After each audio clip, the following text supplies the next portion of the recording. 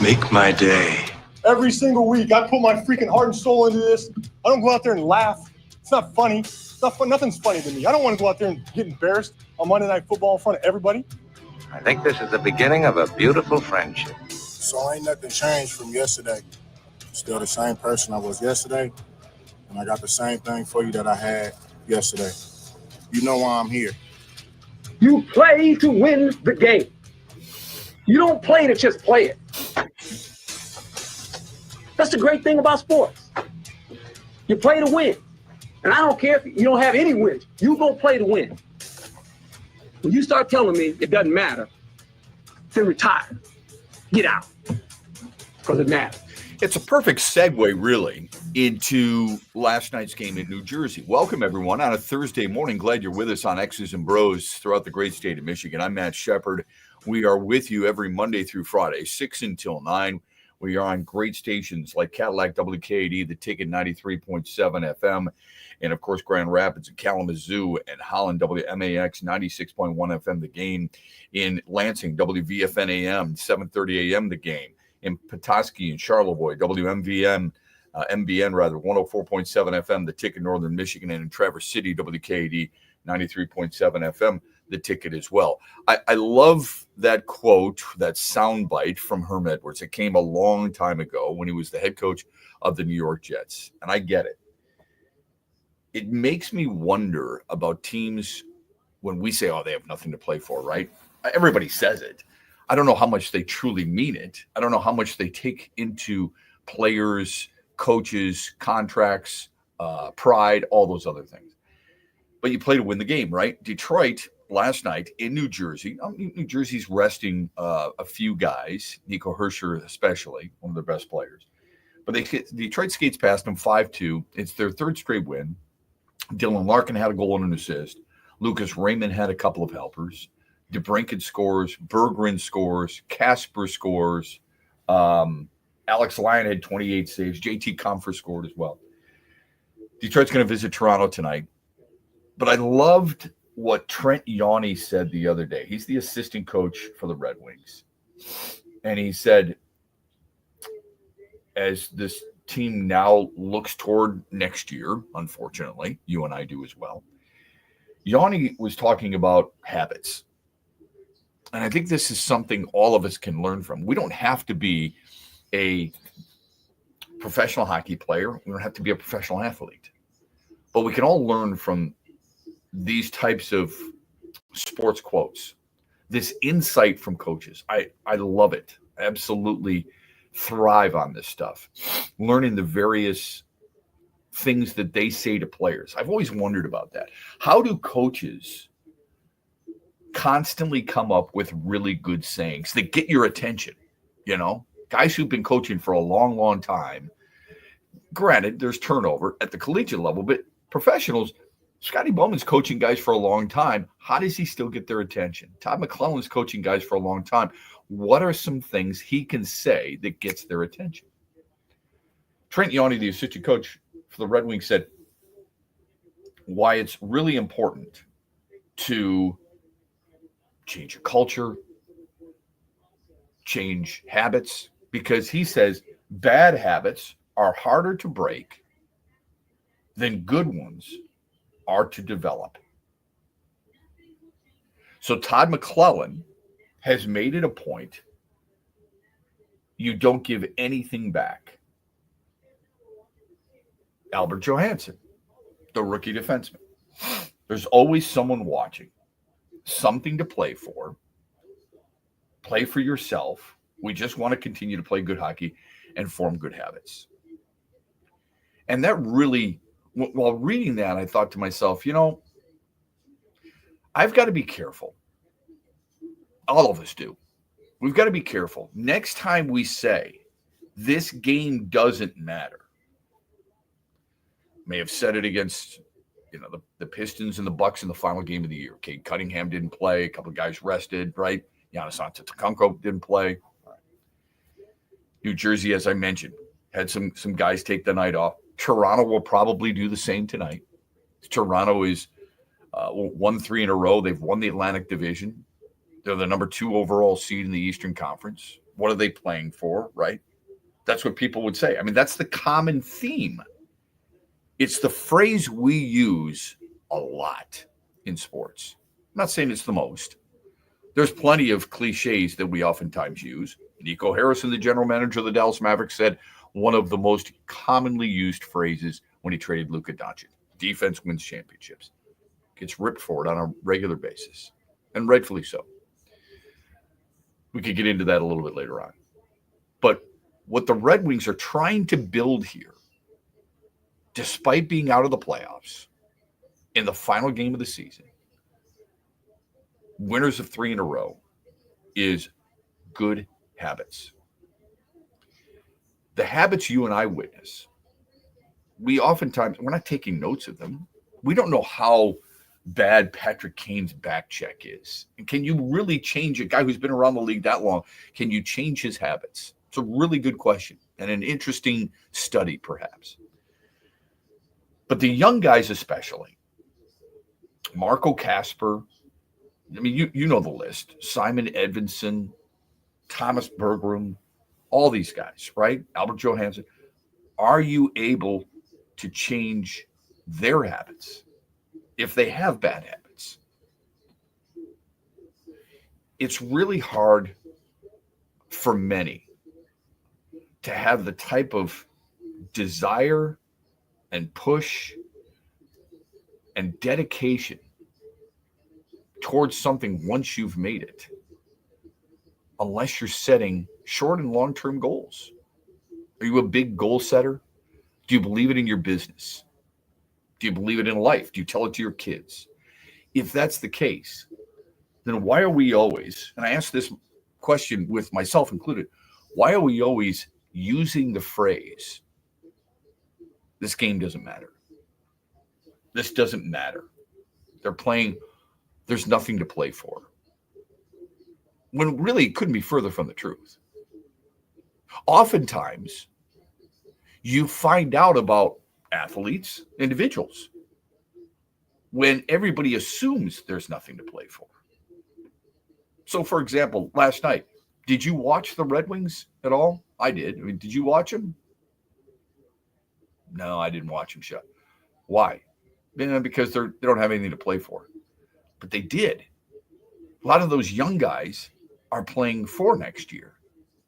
And they're also playing, oh, I know, here comes another cliche, for pride, right? Maybe personal, organizational, all that stuff. The easy thing to do, lick the stamp and mail it in. And they didn't. There's something to be said for that. It doesn't make me forget what happened to this team more recently. If they win tonight and they finish the year having won 4 straight, you and I next year, when they go to Traverse City for camp and they have some fun up there, and WKD 93.7 FM, the ticket is doing something special up there for camp, perhaps like they usually do, you and I are going to remember winning 4 straight last year and look at what they learned. But you know what? The players will. The coaches will. They'll remember how certain things ended, which guys gave you everything they had. I remember calling a lot of games, covering a lot of games with Prince Fielder in town. And one of the things that angered Tigers fans more than anything would be him grounding out and not finishing, running all the way through first base, or Miguel Cabrera just jogging, right? Used to hear it quite a bit. How can these guys who get paid this much money not care enough to run it all the way out, blah, blah, blah, blah, blah. Fair critique. Let's flip that around from an athlete's perspective looking at you. How come you don't give me credit for playing it all the way through even when we're out? Can't even gain your attention. I think there's something to be said for the heart and the pride that they play with. Maybe I'm wrong there. Our phone number on the Meyer hotline is 866-838-4843. You can text the number or text us at Sports Radio 21,000. We've got more headlines to get to. Mitch Lyons, the former Spartan tight end and former Falcon and Steelers tight end, will join us at 7:35. We'll talk NIL, we'll talk portal and more. And at 8:35, my friend Rex Hudler, who had a long career in Major League Baseball and is now the Royals color analyst, will join us at 8:35 to preview Tigers and Royals here on X's and Bros, brought to you by Ferris Coffee. Coming right at you, the excitement you've been waiting for. Eagle Casino and Sports, the mobile casino made in Michigan, made for Michigan. Play slots and table games with live dealers at one exciting site, playeagle.com. Sign up today and get a match deposit up to $1,500. That's right, up to $1,500 plus 100 free spins. Eagle Casino and Sports. Go to playeagle.com and start winning today. Must be 21 or older and in Michigan to play. Make sure you listen weekly to our Moving Ferris Forward interviews with Ferris President Bill Pink and other leaders who are moving Ferris forward. Find out more about Big Rapids and Ferris and what they have to offer at ferris.edu. No sticks, no pucks, no goals, and no holds barred. It's Bare Knuckles Ice Walls, coming to Soaring Eagle Casino and Resort Saturday, June 14th. One 900-square-foot ice box, 90-second rounds, 2 combat fighters, and they're on skates. Bare Knuckles Ice Walls. Tickets starting at $50. On sale now at the box office or etix.com. History in the making. June 14th at Soaring Eagle. Doors at 6. Show at SoaringEagleCasino.com. Bare Knuckles Ice Walls. Who needs a pub? Thanks for listening to X's and Bros with Matt Shepard, only on the Michigan Sports Network.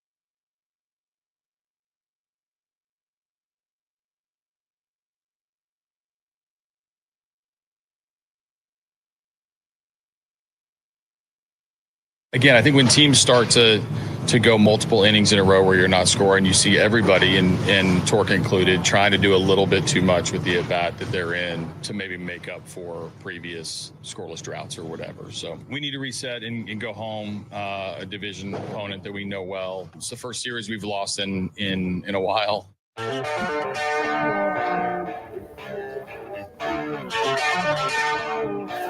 AJ Hinch following his team's loss in Milwaukee. Welcome back, X's and Bros, Monday through Friday, 6 until 9. Mitch Lange joins us 7:35. Talk NIL, talk transfer portal. You know there's 2 transfer portals, right? This is the spring transfer portal. This is how off the rails it really is. Okay, I'm not sure people are aware of that, but either way. So there's that. And then, of course, 8:35, Rex Hudler joins us. AJ Hinch just alluded to it. You got a division opponent coming in who they know well, although this is the first time they play them. Kansas City is in town for a weekend set. The Tigers lose last night on the downside of a 5-1 or yesterday to Milwaukee. Spencer Torkelson, 6th homer of the year, accounts for the Tigers' lone run. Outscored 10-1 in the last 2 games of the series. They beat them 9-1 in the first game of the series, but outscored 10-1 in the last 2 games of the series. Game 1 of the KC matchup, Reese Olson against former Tiger Michael Lorenzen. Kansas City is in town, dragging a 3-game slide after losing last night to New York 4-3. Aaron Judge went 3 for 3. So that'll be a fun series to watch because, you know, Kansas City's got some really good players. They got some good young players. Detroit has some good young players, and we'll see what happens. NBA play in action took place last night. Miami rolls Chicago 109-90. Tyler Hero led everybody with 38. So do people follow this? Do you understand this now? Atlanta, who lost the other night, now takes on Miami Friday to see who gets the right to play Cleveland as the 1 seed. Dallas beat Sacramento 120-106. Anthony Davis had 27. Klay Thompson scored 16 of his 23 in the second quarter. They play Memphis, who just lost the other night, to try and earn the 8th seed to see who gets OKC. It's a messed up thing.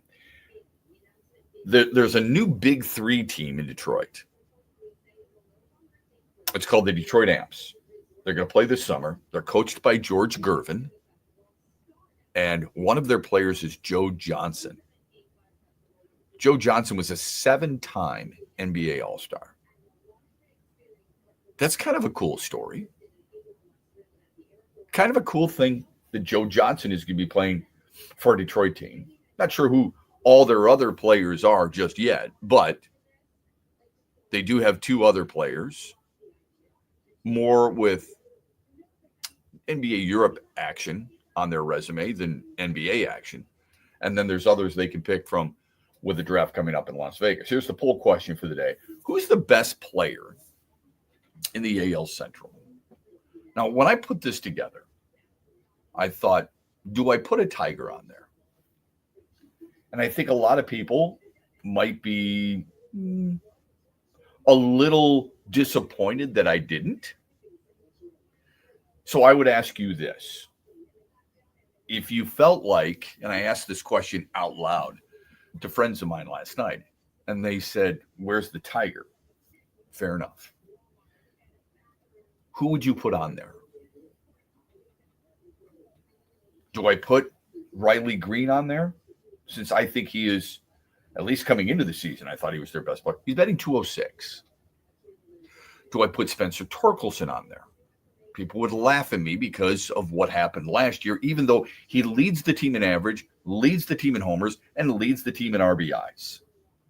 Also leads the team in hits with 18. Do I put Kerry Carpenter on there? Doesn't play enough, hasn't been around long enough. You can't put them in the same conversation as the guys I have on this list. Am I wrong there? I don't think so. No. Okay. Thank you for especially not right now, because if you put now, here's the other names. This is why you got to keep this keep it in context. Bobby Witt Jr., Jose Ramirez, Carlos Correa, other. Correa gets hurt too often for me. I didn't want to double up and put Salvador Perez on there. Suddenly you've got 2 Royals. But he could be under other, right? You could go Riley Green under other. I don't know how you put a Tiger on there right now. And isn't that interesting from this perspective? I think there's a lot of people in Detroit specifically, maybe people outside too, who feel like the Tigers are going to win the division. They feel like they're fired up over, sure, they lost the series to the Dodgers and they just lost the series to Milwaukee, but in between they won every other series. Seattle, Chicago, right? No problem. But are they doing it with one of the best players in the division? I mean, Riley Green was an all-star last year. I've given you numbers on how he compares to other left fielders before this season. He has struggled mightily. He looks lost at the plate. It's incredible how things can quickly change. We're at the beginning of the year, right? Look at his game log, how good he was at the beginning of the season. And I guess this is still the beginning of the season, isn't it? But look at his game log. Look at how consistent he was. And we were talking about it.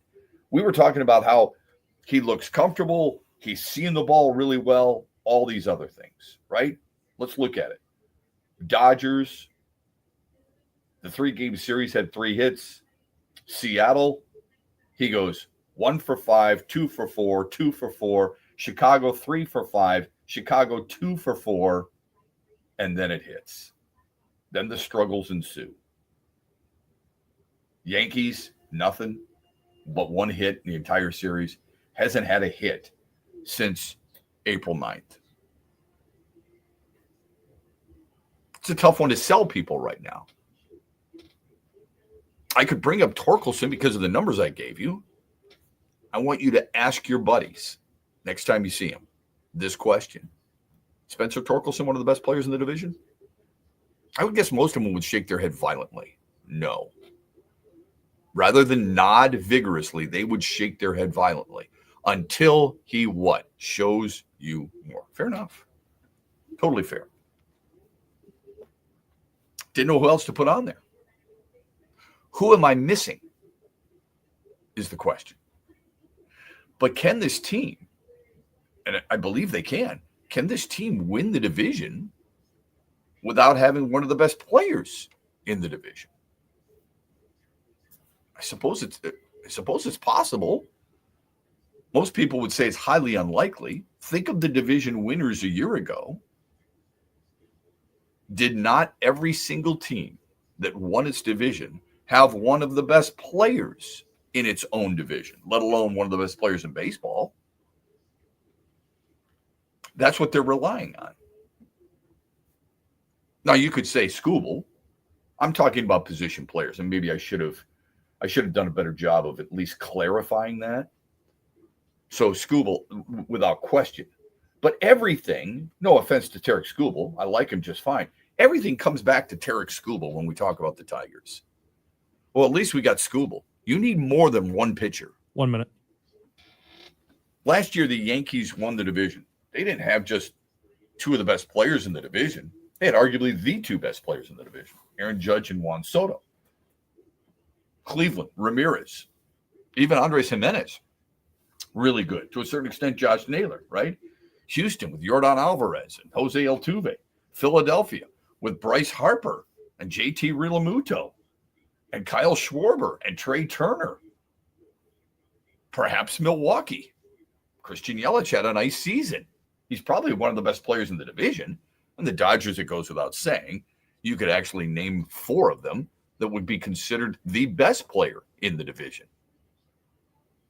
Our phone number on the Meyer hotline is 866-838-4843. You can vote as often as you like on the poll question, and do so by joining us on our X account or Twitter account at XB Mornings. Mitch Lyons joins us 7:35, 8:35. Rex Hudler will join us as well when we come back. 7 guys in the Tigers lineup yesterday. Offensively, if you looked at old numbers that we were attached to, mightily struggling. The lineup, how concerned can you get so quickly on an offensive lineup in baseball? We'll discuss with you on the other side, brought to you by Ferris Coffee, the original and official coffee maker of the Detroit Lions. Huge here from my good friend Josh Garvey. Now, he runs Dorn Mayhew's Grand Rapids office in downtown GR. They're one of the world's top accounting and CPA firms. Their worldwide headquarters in Troy, Michigan, on the east side of the state. If you're a business looking to work with professionals who will help you every step of the way, turn to Josh Garvey and his team at Dorn Mayhew. Also, don't forget Dorn Mayhew brings you Coach Beeline and Josh every Tuesday, talking hoops on the Huge Show across Michigan. Hear that? That's the sound of saving a good deal more when you shop with M-Perks at Meijer. Some delicious blueberries, money saved. A creamy treat of cookie dough ice cream, that's money saved. Savings, savings, savings. Because every dollar spent is also 10 points earned in M-Perks, which you can use to save on your next grocery trip or up to $1 off per gallon on your next tank of gas. At Meijer, we work hard to help you save a good deal more for a whole lot less. That's bringing more good to life. Exclusions apply. See mperks.com for details. Sumo, sushi, and sake. May 31st at Soaring Eagle Casino and Resort. Witness a thrilling sumo exhibition and enjoy a curated tasting of sushi, sake, and Asian-inspired cocktails. 2 premium VIP packages available, pricing as low as $59. Performance only. Full pricing options and details at SoaringEagleCasino.com. Experience sumo, sushi, and sake. 7 p.m. May 31st at Soaring Eagle Casino and Resort. Huge here for Van Andel Institute Purple Community. Now, they're a grassroots fundraising network powered by the volunteers who support VAI's mission to improve health now and in the future. Learn more at purplecommunity.org.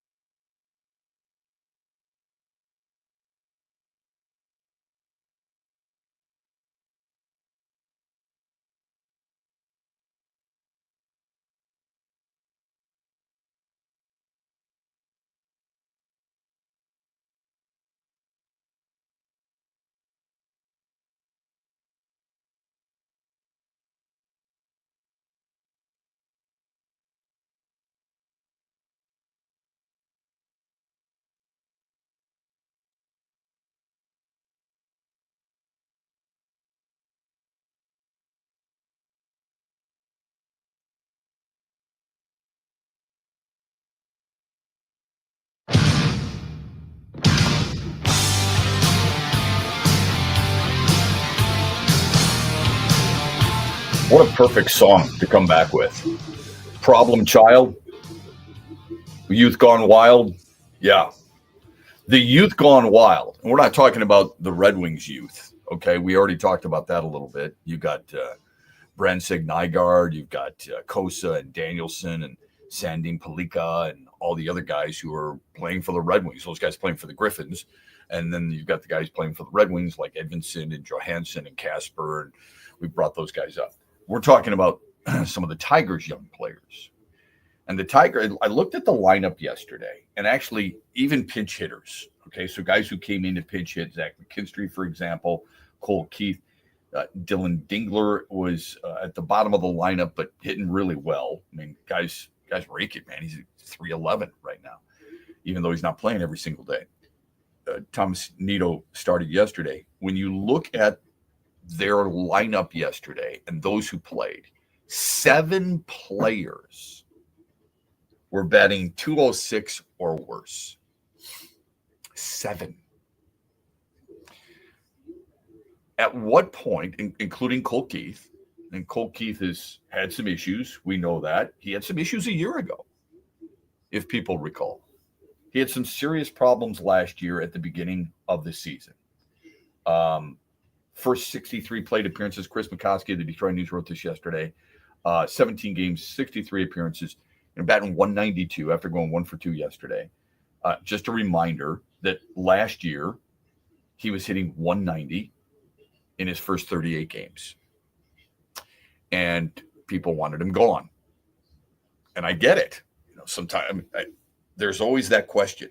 How much room do you give a young player to grow? Even a veteran.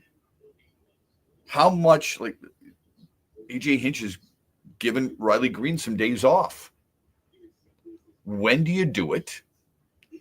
And how far along does that player have to struggle before you say, enough is enough, got to send you down? It's a fine line, especially with a talented player who you feel will be the core to your team moving forward. If I ask you, perfect world, the Tigers' core players in 2 years will be who? I'll guarantee you'll be saying names like, maybe not necessarily in this order, but names like Green, Carpenter, Torkelson, Keith, Max Clark, right? Perhaps you might say Parker Meadows. I'm not sure. Dylan Dingler. And I'm just talking about position players. Those are names, right? That you feel because of the investment this franchise has had in these players. And that's key. Draft, develop. You draft Green, a first-round pick. Meadows, a second-round pick. Clark, a first-round pick. Torkelson, a first-round pick. Keith, a fifth-rounder out of high school, but gave him a contract. Dingler, a second-round choice. Those are heavy investments that you have. I know not everybody works out in baseball. I get it, especially pitching-wise. Not every draft pick is going to work out. Ask the Las Vegas Raiders. All I'm saying to you is that you have invested a lot of time and energy in these players. You drafted them. You've worked their way through the minor league system. You feel like you brought them up at the right time. Torkelson and Green, no, but thought you brought them up at the right time. You've seen them struggle. That can be a good thing, believe it or not. Failure is good for a lot of people. I know that's hard for us to have a concept of, especially young people, but it's true. You learn a lot from failure. At least you should. And especially in sports. So you've invested a lot of time and money in these guys. How do you know when Cole Keith needs a reset? How do you know when Riley Green needs a reset? And I don't mean a reset at the major league level. He's received that already. AJ Hinch has sat him down for the first game against Milwaukee. I'm going to rest you here today. Give you a little bit of a break. Because you know the questions that arise. Riley Green's hit 206. Why is he playing against lefties? He's only got one hit since the Yankees series. Why can't Kerry Carpenter play against lefties?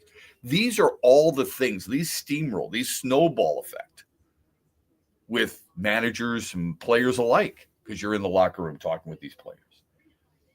So Cole Keith is struggling. Riley Green is struggling. And we've seen some other guys not quite get on track. What did I tell you before the season began? Folks, nobody's broken. Nobody's fixed. It's going to be a roller coaster. It happens up and down. It happened in Atlanta early with guys like Austin Riley and Matt Olson. We're talking about MVP caliber players here. We know what happened in Boston with Rafael Devers. Follow it. Look at how much of a struggle it's been for some of these high-end, big-name players. You don't think that's going to happen with a guy who's in his second year like Cole Keith? It's not like he's got to figure it out, man, right? That's the hard part, I think, about managing or coaching in general.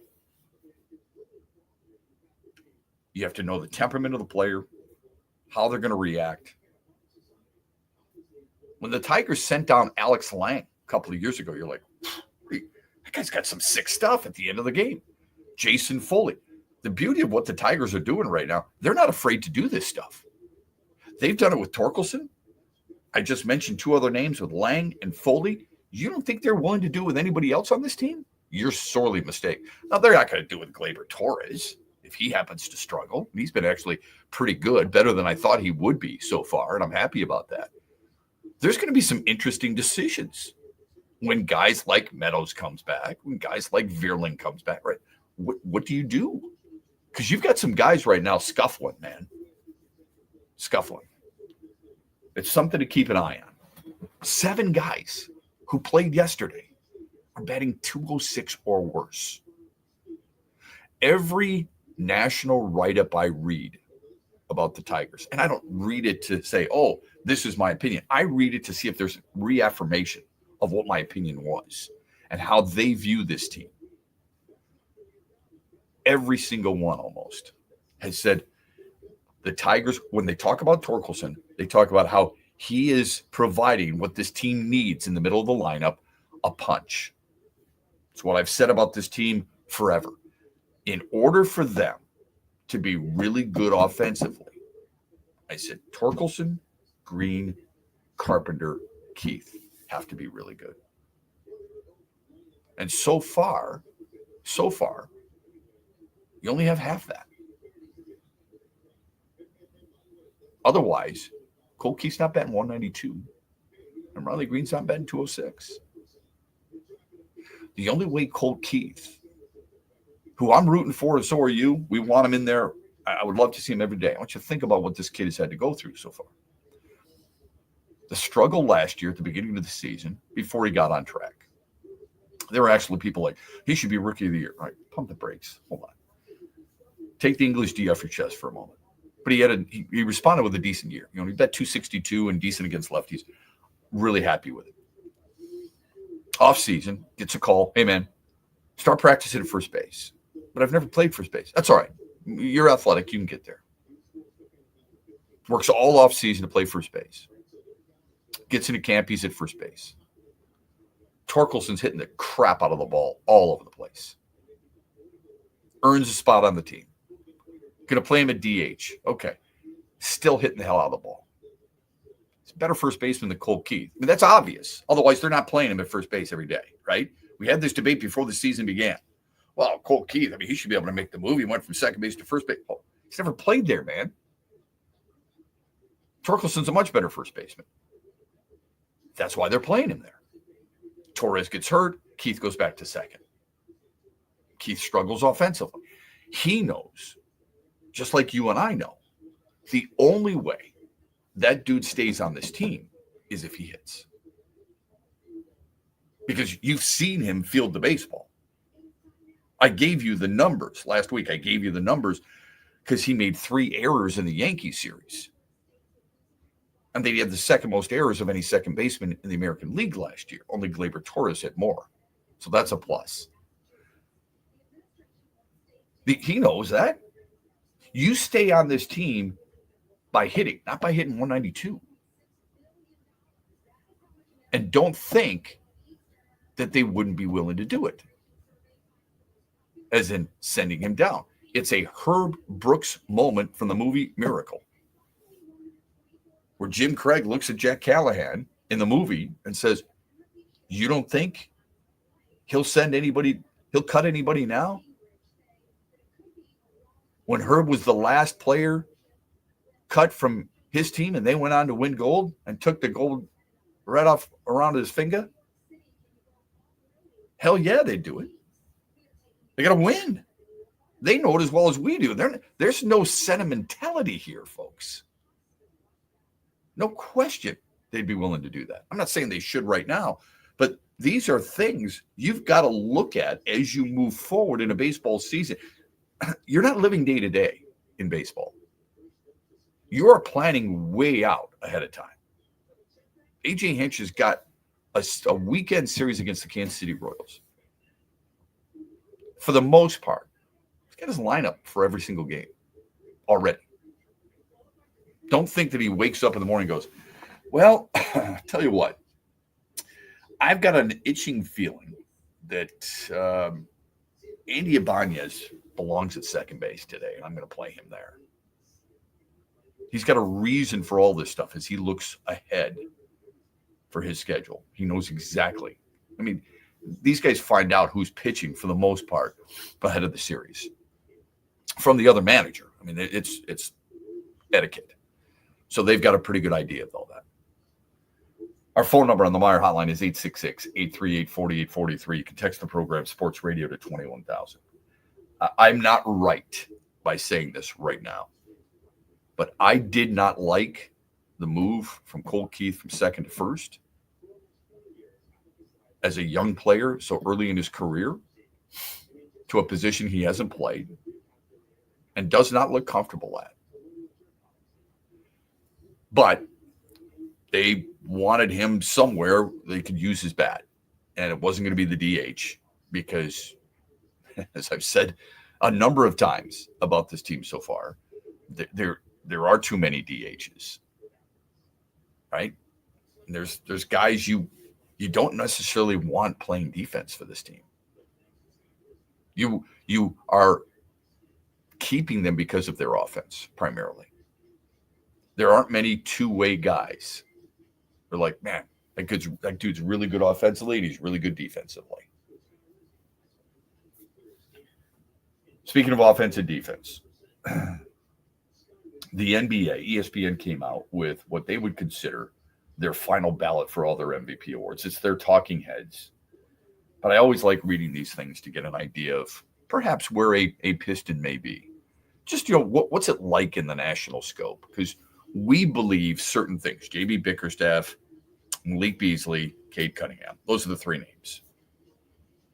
We believe one deserves some MVP consideration, one deserves some six-man consideration, one deserves some NBA Coach of the Year consideration. Or do we think they should win it? Is consideration too lenient? I would argue of the three, Piston fans would say, die on the hill that J.B. Bickerstaff is the Coach of the Year. Nobody believes Cade Cunningham is going to win MVP. They just think he should be under consideration. I would blush at that a little bit. I would rank them J.B. Bickerstaff, Coach of the Year, Malik Beasley, Sixth Man of the Year, Cade Cunningham, MVP. That's how I would rank them. Doesn't mean I'm right. Anyway, so I'm reading this article. ESPN has no surprise. Shai Gilgeous-Alexander is the MVP. You're not going to go wrong with this, but I'm baffled that Nikola Jokic, who's won it 3 times and is having his best year, has done something nobody's ever done in the NBA before, and he's not number one on the list. They've got Giannis Antetokounmpo, they've got Jason Tatum, they've got Jalen Brunson in this conversation. Now, I know right now Trent Bally is squirming. Well, once you get to number 5 on the list, here's what he's doing. He's going, you know what? I am so sick and tired of these 3-letter and 4-letter networks. What a joke. And you know what? I don't agree with Trent very often, but I would agree with him here. I would agree with him here.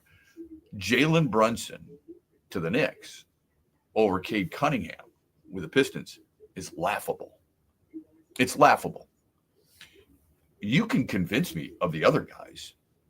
No question that Shai Gilgeous-Alexander and Nikola Jokic are the 2 leaders for this award. Jason Tatum, it's been underrated because Jaylen Brown's missed a lot of time. And Giannis Antetokounmpo is one of the best players in the world year in and year out. You're just measuring him against what he did the year before. He's still been pretty damn good. But Jalen Brunson over Cade Cunningham in that number 5 spot is laughable as far as I'm concerned. Absolutely a joke. Defensively, defensive player of the year. Do you think any Piston should be mentioned in this? If you say Isaiah Stewart, I'm going to crawl through the screen and punch you. Yeah, no. The answer is no. Okay. They don't. Although they do have Evan Mobley second, which surprises me. I would put him first. Zubac is number 1 for the Clippers. Jaren Jackson, number 3. Coach of the year. Here we go. They've got Kenny Atkinson. Now, before we get into this, I mentioned to you with about 3 weeks left in the season, when people, I think it might have been right around Detroit, maybe it was when Detroit got their 40th win. The belief in Detroit was, for sure, it's got to be JB Bickerstaff now. When they tripled their wins from a year ago, people were like, this is unbelievable. And I said, Kenny Atkinson's he's done a pretty good job in Cleveland, folks. People didn't want to hear anything from it. They write, Cavs went from a team that was expected to be in the mix for home court advantage in the first round to having home court throughout the Eastern Conference playoffs, winning 64 games, seeing massive improvement from players across the roster. That's what they write. They don't give much to the Pistons, but what they did say is the Pistons more than tripling their win total from last year is a remarkable accomplishment, and Bickerstaff has done a fantastic job getting defensive buy-in from his young roster. Not much. They've got Rookie of the Year. Okay. And then they get to they get to 2 more categories where I'm thinking, okay, you don't have Cade Cunningham in the top 5 for MVP. That's fine. I don't like it because of Jalen Brunson, and I like Jalen Brunson as a player. I'm just saying I think Cade Cunningham deserves to be there instead of he does. But then I think, okay, maybe they get him for most improved player. He missed a lot of time last year. So maybe not. And I think that's what hurt him. They've got most improved player Mobley, Zubac, and Austin Reeves of the Lakers. No mention of Cade Cunningham. 6th man of the year. You don't want to take him over Peyton Pritchard of Boston. I get it. Because Pritchard's been unbelievable. Really. Almost 8 attempts a year for a game. 40% plus from 3. Pretty damn good. They got him 3rd. Nickeil Alexander-Walker from the Timberwolves ahead of Malik Beasley, which is mind-blowing because of what Beasley has meant to the Pistons this year. So maybe not as much national love for Detroit as I originally thought. Who's right, them or us? Quick timeout. Bottom of the 7 o'clock hour, Mitch Lyons joins us. We'll talk NIL, transfer portal, and a whole lot more. Glad you're with us on a Thursday morning. Brought to you by Ferris Coffee. In the den. Spring is here, and that means one thing: opening day on Mackinac Island. So mark your calendars for May 2nd as the ferry docks come alive, the horses return, and the island wakes up for another unforgettable season. It's Michigan's 2nd most famous opening day. Be part of the magic. Plan your trip now. Experience the charm of Mackinac Island from day one. Opening day, May 2nd. Don't miss it. What a homestand coming up for the Tigers. 4 games with the Royals, 3 with the Padres, 3 with the Orioles. The Royals are in first after they dominated the first 10 meetings last year. The Tigers swept the Royals in a big 3-game series in Kansas City in September. Both teams so far are top 5 in run prevention. The big difference going into this series, the Royals' offense is dead last in the American League. The Padres apparently didn't get the memo that the National League West had already been conceded to the Dodgers. They've started 14-4. They've got great pitching and a potent offense. The Orioles have staggered a bit out of the gate, but that's still a loaded lineup. It's the pitching that's a big question mark right now. 10 games, 3 really good teams. This should be fun. Hear that? That's the sound of saving a good deal more when you shop with MPerks at Meijer. Some delicious blueberries, money saved. A creamy treat of cookie dough ice cream, that's money saved. Savings, savings, savings. Because every dollar spent is also 10 points earned in MPerks, which you can use to save on your next grocery trip or up to $1 off per gallon on your next tank of gas. At Meijer, we work hard to help you save a good deal more for a whole lot less. That's bringing more good to life. Exclusions apply. See mperks.com for details.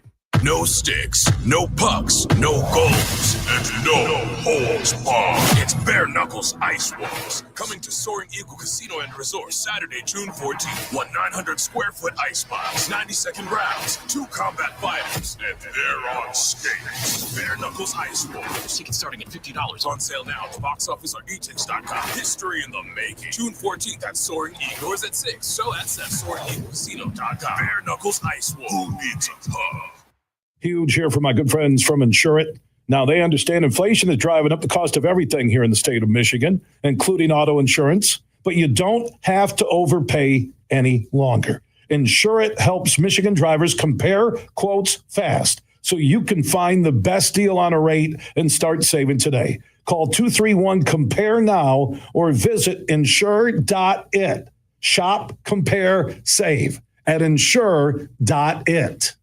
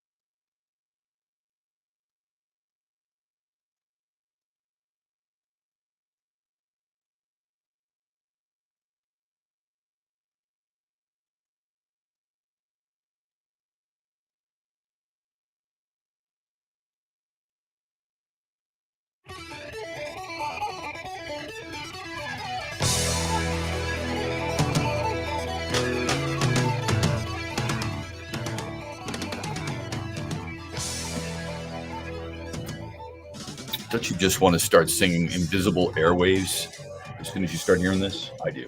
By the way, we were just talking about the ESPN article and the MVP voting and the Coach of the Year voting and the Sixth Man of the Year voting. I will say this. There's a little bit of love for the Pistons in their All-NBA team. Not Team 1, not Team 2, Team 3. Their first team was Gilgeous-Alexander, Jokic, Antetokounmpo, Tatum, and Brunson. Okay? Again, Brunson is a little confusing to me. I didn't realize that his 5.6 points per game in clutch time during the season is the third most in the season for the past 25 years. It's not enough to convince me that it thwarts him into the first team. I would put LeBron James in there, but or maybe Donovan Mitchell. But they've got that. Second team, they got Evan Mobley, Steph Curry, Donovan Mitchell, Anthony Edwards, and LeBron James. Third team, they have James Harden, Cade Cunningham, Karl Anthony Towns, Jalen Williams, and Jaren Jackson.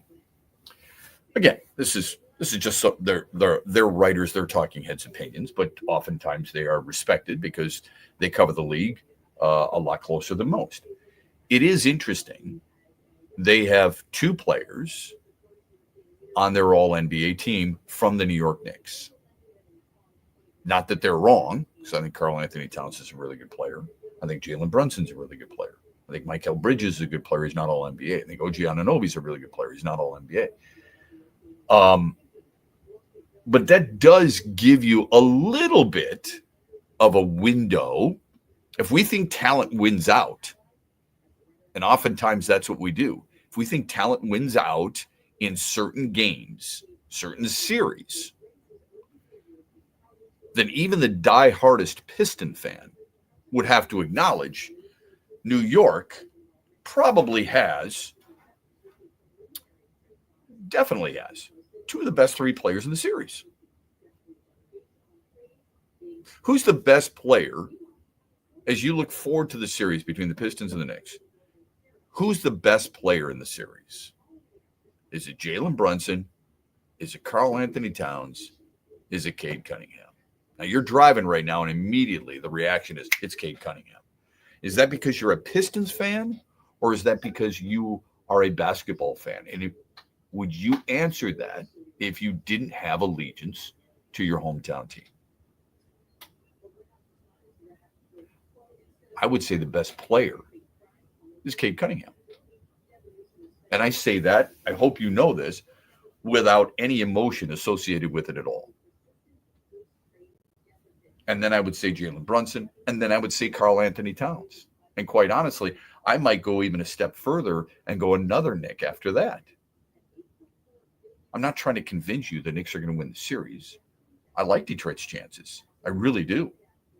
I think you have to take a step back. You have to analyze it a little bit. Not that you need to get caught up too much into numbers, but we do have to acknowledge, and it's okay to admit this, all right?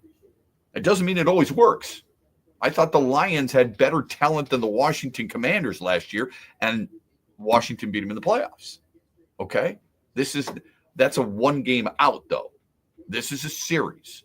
More oftentimes than not always. Boston Bruins had a lot of talent, folks, last year. Didn't matter. Okay?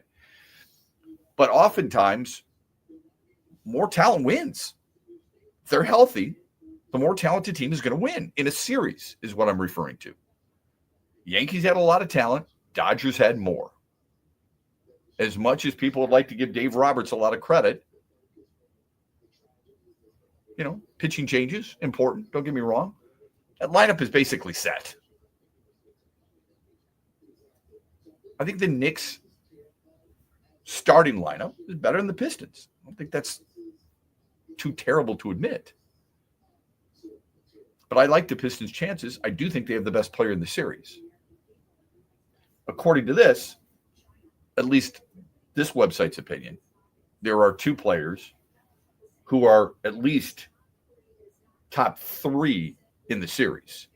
And they would argue, based on these rankings, that Jalen Brunson's the best player in the series, for what that's worth. Speaking of LeBron James, as I just mentioned, Anthony Edwards, who is kind of a lightning rod to a certain extent, don't you think? I mean, I think there's a lot of people. Yeah, he loves it too. Yeah, he does. He embraces it. I think obviously people in Minnesota love him. Why wouldn't you? He's a phenomenal player.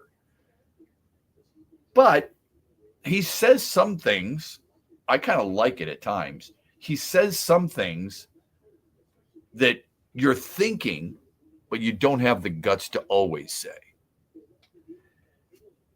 He shoots from the hip more oftentimes than not.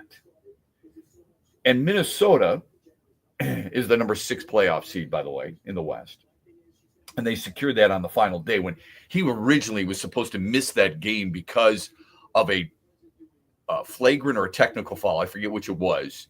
And the NBA basically rescinded it. They said, no, you can play in that last game, which I found rather funny because the league is basically wanting its superstars to be front and center. It was a big deal. They clinched that number 6 seed on the final day. And they are pitted against the number 3 seeded LA Lakers. And most people are picking the Lakers. Edwards seems to love it and said something that I think a lot of people feel, just don't always say out loud, on a recent podcast with The Athletic. Listen to this. No, I love it. Why? I just love it. Yeah, it's dope. I mean, I love the fact that everybody want the Lakers to win. That's how it's supposed to be. They don't want the Timberwolves to win. I get it. I get it too. And I think he's right about that. I really do. There are certain teams, certain players that transcend your allegiance. I'm not saying that if the Lakers played the Pistons, that people would be rooting for the Lakers. Outside of Trent, he'd be rooting for the Lakers. Everybody else, I think, in Michigan would be rooting for the Pistons. But there are certain players that do transcend that. Where you are, be honest with yourself, you want a player to do really well, even if it's at the expense of your team. You want your team to win, but you want, in my perfect scenario, so Trent's perfect scenario against the Lakers would be LeBron scores 55, but the Pistons win. That's what it would be. And I think Anthony Edwards is saying the quiet part out loud is that, yeah, the league, most people feel the league, not that they're trying to manufacture something, but the league and the national scope want the Lakers, which I've always found puzzling because I think we pick and choose the players we want to be successful for an extended period of time. Every tournament Tiger Woods entered, it seemed like everybody wanted him to win.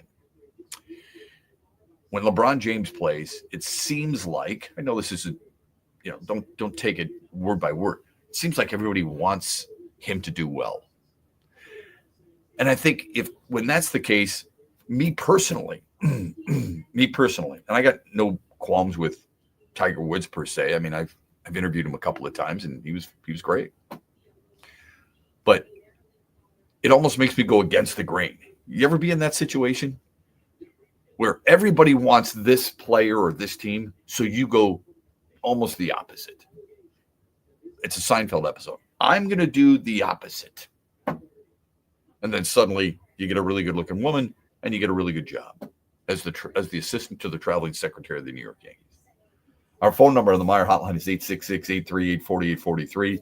You can text the program Sports Radio to 21,000. Mitch Lyons joins us bottom of the hour. We'll talk NIL. We'll talk transfer portal. We'll talk a lot of those different things. And 8:35, Rex Hudler, our friend from the Kansas City Royals television broadcast, joins us to preview Royals and Tigers here on X's and BrO's. This hour brought to you by our friends at Meyer. Hear that? That's the sound of saving a good deal more when you shop with MPerks at Meijer. Some delicious blueberries, money saved. A creamy treat of cookie dough ice cream, that's money saved. Savings, savings, savings. Because every dollar spent is also 10 points earned in MPerks, which you can use to save on your next grocery trip or up to $1 off per gallon on your next tank of gas. At Meijer, we work hard to help you save a good deal more for a whole lot less. That's bringing more good to life. Exclusions apply. See mperks.com for details. Huge here for the Michigan High School Athletic Association. You can stay up to date on the latest from Lansing 24/7 at MHSAA.com, at MHSAA on Twitter, and MHSAA on Facebook. The latest news, press releases, and stories connected to every high school in the state of Michigan, available for you 24/7 from the Michigan High School Athletic Association. Log on to MHSAA.com, at MHSAA on Twitter, and MHSAA on Facebook. And if you're looking for archive, boys and girls, high school sports, MHSAA.TV. That's MHSAA.TV. 24/7, everything you need to know about high school sports in Michigan. Log on to MHSAA.com. Sumo, sushi, and sake. May 31st at Soaring Eagle Casino and Resort. Witness a thrilling sumo exhibition and enjoy a curated tasting of sushi, sake, and Asian-inspired cocktails. 2 premium VIP packages available, pricing as low as $59. Performance only. Full pricing options and details at SoaringEagleCasino.com. Experience sumo, sushi, and sake. 7 p.m. May 31st at Soaring Eagle Casino and Resort. Thanks for listening to X's and Bros with Matt Shepard, only on the Michigan Sports Network.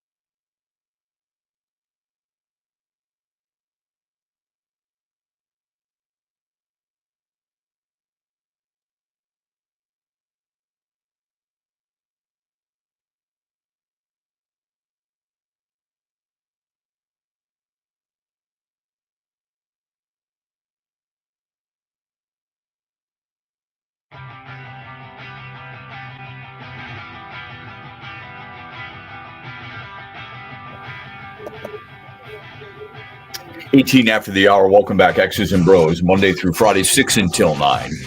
Not only are we on the Michigan Sports Network throughout the state of Michigan, we are also streaming live on Facebook, on YouTube at X's and Bros, and on Twitter at XB Mornings.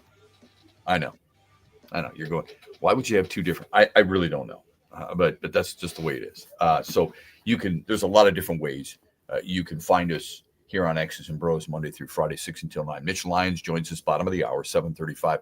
My friend Rex Hudler, who is the Royals color analyst for television, does a really good job. He's really funny, but he's really knowledgeable. He's all in on Kansas City. I just want you to know that. Big time Royals guy. Has got some unbelievable stories. And one of the more enjoyable people you want to be around. Does a really nice job for the Royals. He's going to join us at 8:35. If I asked you, forked nose, what's the biggest need for the Detroit Lions? The draft is a week from today. If I asked you, what's the biggest need? What's the immediate thought? Edge rusher. That's what everybody would say. I think you're right about that. I think that's what everybody would say.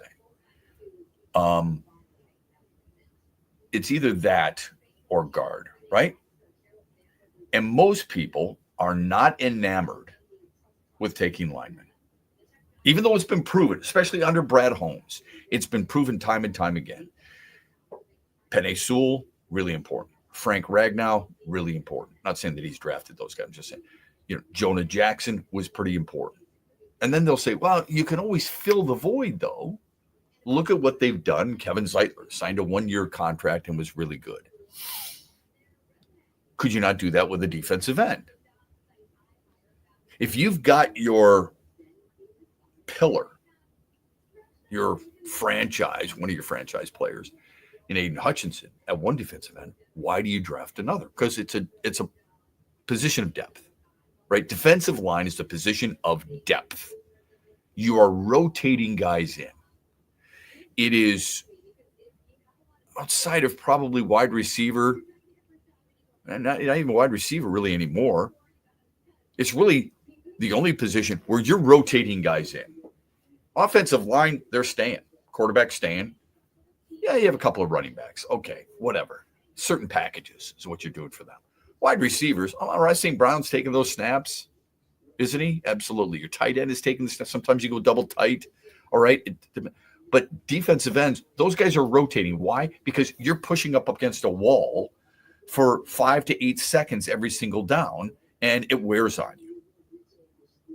So you're going to need depth at the defensive line position. With that said, and I agree with what Trent just said.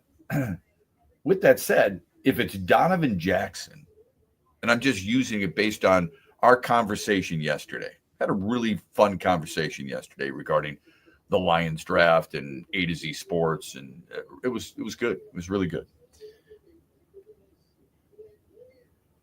Fork to nose, Donovan Jackson, he's the guard out of Ohio State, or Michael Williams, he's the defensive end out of Georgia. The Lions have 7 picks. All right, 28, 60, 102, 130, 196, 228, 244. Those are the numbers. That's what people in the draft room, that's what they'll look at it. They don't look at first round, second round, third round, fourth round. They look at numbers. What do you want for the 60th pick? 60th overall. The more we get into, as we get closer and closer to the NFL draft or game 3 of the NBA playoffs between the Pistons and the Knicks, that'll be an interesting experiment. How many of you are watching the draft? No way. I don't think there's many people in the state of Michigan. It's a good thing. Really, think about this for a second. It's a good thing the NFL draft isn't in Detroit this year. Because if you had the NFL draft the same night as the Pistons game, that'd be really tough for people to sit through. You wouldn't have the numbers. You wouldn't be getting 800,000 people downtown for the NFL draft. No way. At least not that first night. You wouldn't have that record first night, would you? Not with the Pistons playing. People want to watch the Pistons. I think people will watch the NFL draft after the Pistons game is on because the Lions would be choosing later. What time are the Lions going to pick? So their first pick is 28th. What time are they going to pick? The draft is, what time is it at, Trent? 8. 7 I think o'clock? is it 7? Is it? Let me double check this. Is it really 8 o'clock? You get 32 picks from 8 o'clock on with 5 minutes in between? Woo. I thought it was a little bit earlier than that. Okay. So if it's 8 o'clock, the Pistons are playing earlier than that. It is 8 o'clock, by the way, confirmed. So yeah, the Pistons are going to tip off at 7, right? Or 7 o'clock. 7:30? Yeah, 7. Yeah. So it's 7 o'clock. You'll be able to see both. You don't really have to choose. I mean, unless you want to see where Travis Hunter goes, unless it's dying, you're dying inside that I got to see who's taking Abdul Carter. Or am I right that Cam Ward is going 1 overall? If the team you care about, the Lions, you're going to get a chance to see picks what, Trent? Probably 20 through 32. Yeah. You might miss the first 20 picks. And you can always catch up because there's a nice little scroll. And the next day, you and your buds are going to be talking about the Pistons-Knicks Game 3 anyway. And how Detroit took a 2-1 lead. And how great that is, right? And how loud Little Caesars Arena was. Yeah, I don't say that because, rah, rah, rah. I say that because I truly believe it. Yeah, so do I. I truly believe that. Doesn't mean I think they're going to win the series, but it would not surprise me one damn bit if Detroit was up 2-1 in the series after 3 games. But as we get closer and closer to the NFL draft, are you not finding yourself looking at more and more players? I am. And an article I read yesterday was, I think, pretty interesting in how they took a certain player and compared him to somebody else. Now, I don't like comparing college kids who haven't played a snap in the NFL or haven't seen a pitch in Major League Baseball or taken a shift in hockey or taken one shot or defended a player in the NBA and comparing them to an all-time great. It's not fair to compare some player new to the league and say, this could be the next Vince Carter. That's bull crap. It's a lot of pressure on a kid to start, and we just don't know. But there are certain players who are associated with either current or past NFL players. Somebody I read the other day, Travis Hunter, they compared him to Justin Jefferson. I'm like, are you nuts? Are you nuts? Justin Jefferson, widely considered a top, no worse than 3 wide receiver in the league. You're comparing Travis Hunter's skill set to Justin Jefferson. He won the Heisman because he played both ways. He wouldn't be the first wide receivers taken in the draft. But you're going to compare him to arguably the best wide receiver in this draft? As a cornerback, they compared him to Champ Bailey, a lockdown corner. If he's either, you've got a home run draft pick. If he's both, he's the best player to ever play in the sport. Abdul Carter, who I really like, they compare to Cliff Averill. I like Cliff. I knew him well when he played for the Lions. Talked a lot about his days at Purdue. Talked about a lot of different things that he liked to collect and jeans and all this other stuff, right? The nuances of an individual. Abdul Carter and Cliff Averill, if that's the case and you're taking him 1, 2, or 3, then that's going to be a disappointment, isn't it? They compare Mason Graham to Christian Wilkins. And they compared Jalen Walker to Kyle Van Noy, another ex-Lion. Like, wow.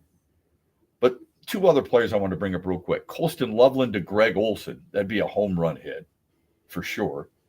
And then, of course, you've got a guy at the University of Michigan who, Will Johnson, who a lot of people think is considered one of the best, if not the best corner coming out of the draft. They compare him to Patrick Surtain. That's pretty damn good.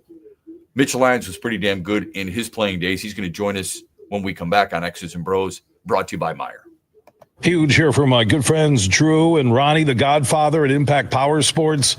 Now they're located on 14 Mile Road in Rockford, just north of GR. They are Michigan's home, and I'm talking the entire state. If you're looking for your own custom golf cart, if you need service on a golf cart, if you need a golf cart for your neighborhood, the lake house, your business, they provide service unlike no other dealership in Michigan.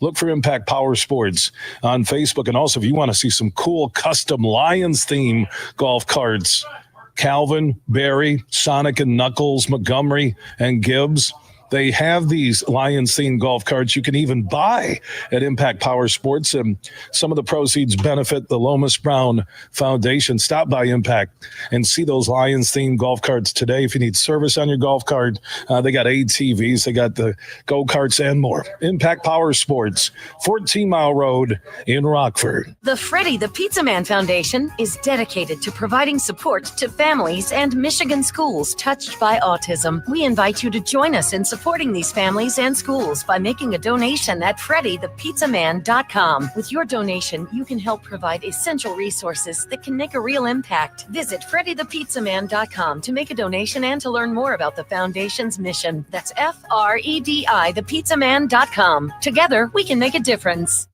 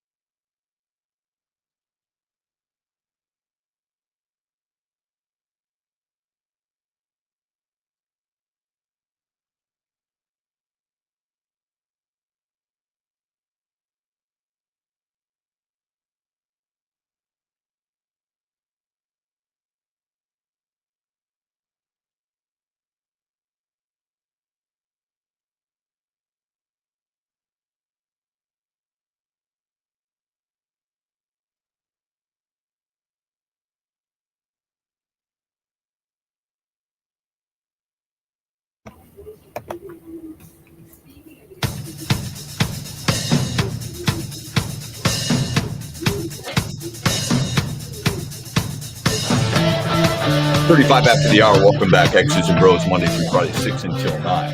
It's a big week, man. I mean, 1 week from today, the commissioner, Roger Goodell, will stand on stage, fake it, and hug with a lot of players for the first time, welcoming them to the NFL fraternity in Green Bay, Wisconsin at Lambeau Field, where they will hold the NFL draft.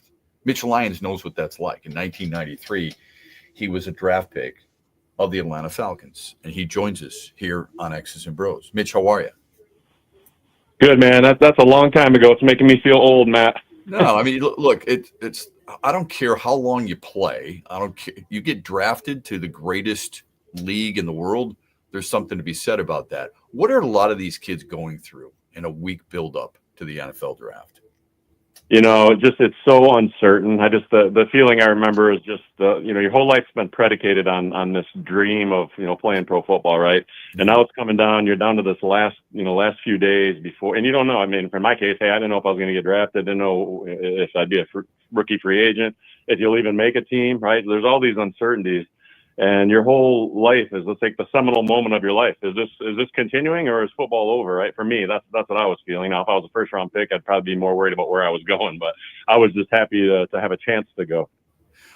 How close do you get with other players within your draft class? Not those who played at Michigan State. You were a second team All Big Ten selection playing at MSU. But overall, in that draft class, is there a connection there? And if so, how long does that last? Yeah, I think there's some guys I connected with, like down at the combine. I roomed with Tony McGee, who actually was from Michigan, right? So that was kind of weird, but I got to know Frank Wycheck pretty well, who played for the Titans for a number of years, and we had the same agent, so kind of knew him throughout my career. But nobody that I'm still in touch with now. But yeah, you certainly make that connection, and after games and stuff, you're giving them the bro hug and whatnot, and keeping in touch that way. So you were talking about the combine, and sure, it's still a relatively big deal. I think it's probably a bigger deal for NFL Network than it is the NFL. Everybody's having these private workouts. Right. Where do you think that has gone, and how do you like the direction of that rather than the combine in general? I don't know. I mean, I would think from an NFL. Well, I think on the individual workouts guy, scouts can see maybe some things that they want to see, and specifically, you think talking about a quarterback. Hey, I want to see him throw more of certain throws and whatnot, and the kids they're going to be more comfortable. They're throwing to their own receivers and stuff like that. So hey, let's see them in a comfort zone. But then again, there's strength and or validation and knowing a kid can perform. When he's not comfortable, right? Because a big part of being an NFL quarterback is being in uncomfortable situations and being able to excel. So, I think, listen, the bottom line is, it's a great place to get metrics, but as I always say, the film doesn't lie. I mean, there's a lot of all combine All-Americans that can't play football real well. Yeah, it's a great point. Mitch Lyons joins us here on X's and Bros.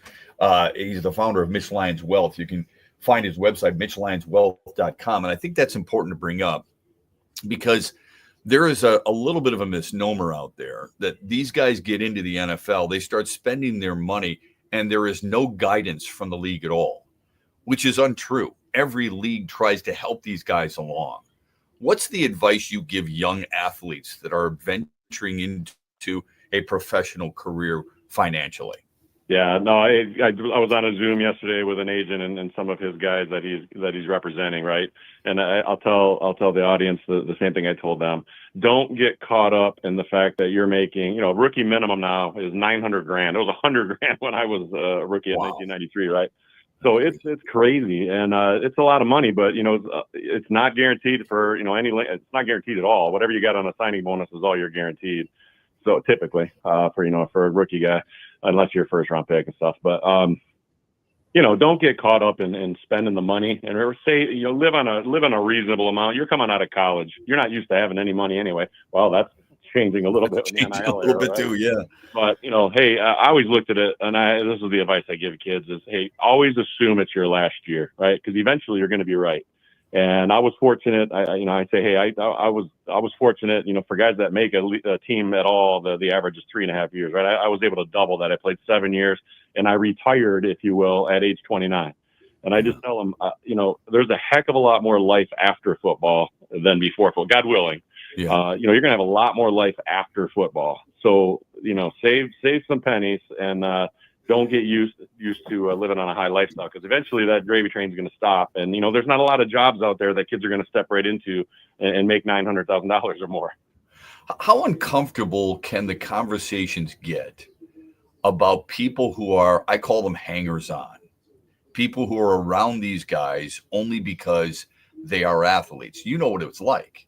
They're around you because you're athletes and because you're about to make some money, and they want a piece of that proverbial pie.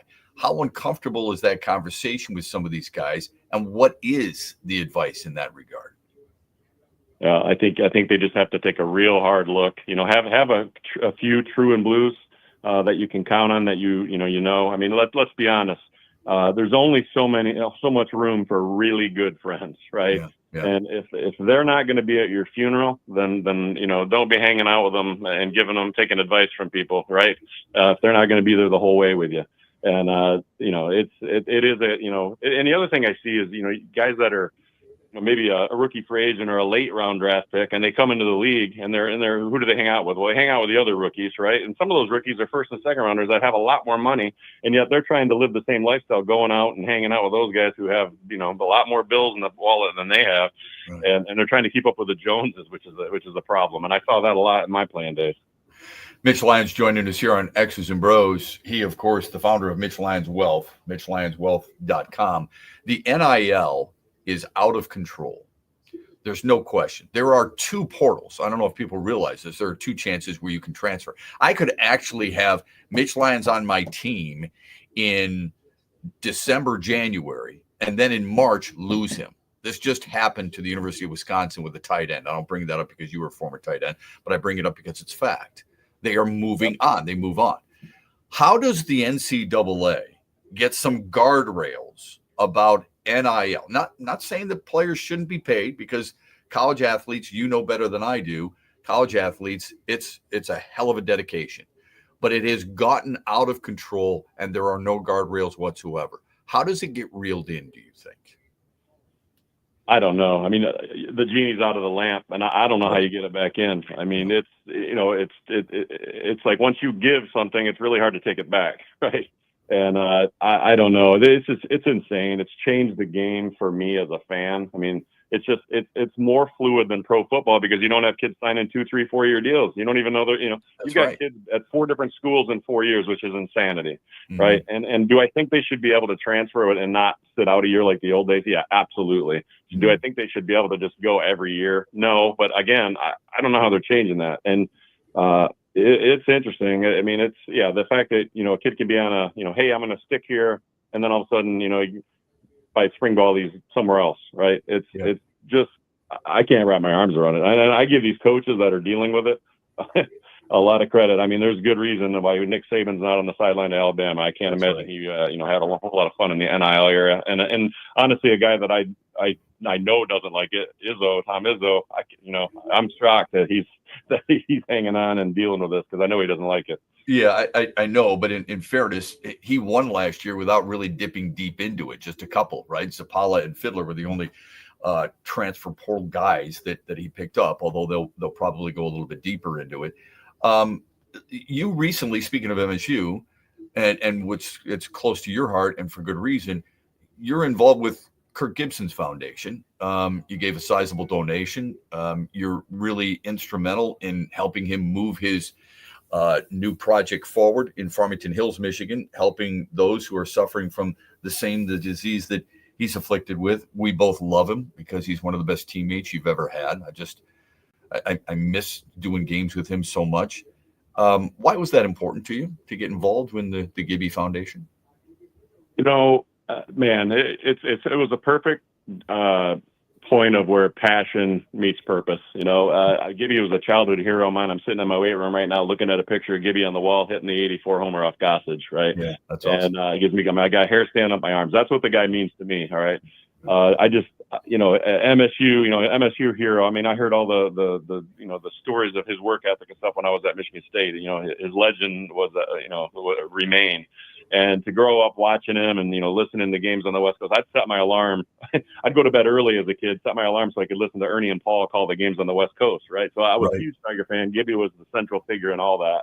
Yeah. And to see him be afflicted with this terrible disease, Parkinson's disease, and a lot of my, Coach Perlis suffered from the same thing. A number of people I know have been afflicted with it. So when the opportunity came to help support Gibby and his Center for Parkinson's Wellness that will open up in the fall in Farmington Hills, I thought it was a great opportunity. And he is passionate about this thing. He's trying to create a locker room culture down there where people can go for free, mind you, go in free with their caregiver and get moving, because that's the key to combating Parkinson's, is keep moving your body, and Gibby's committed.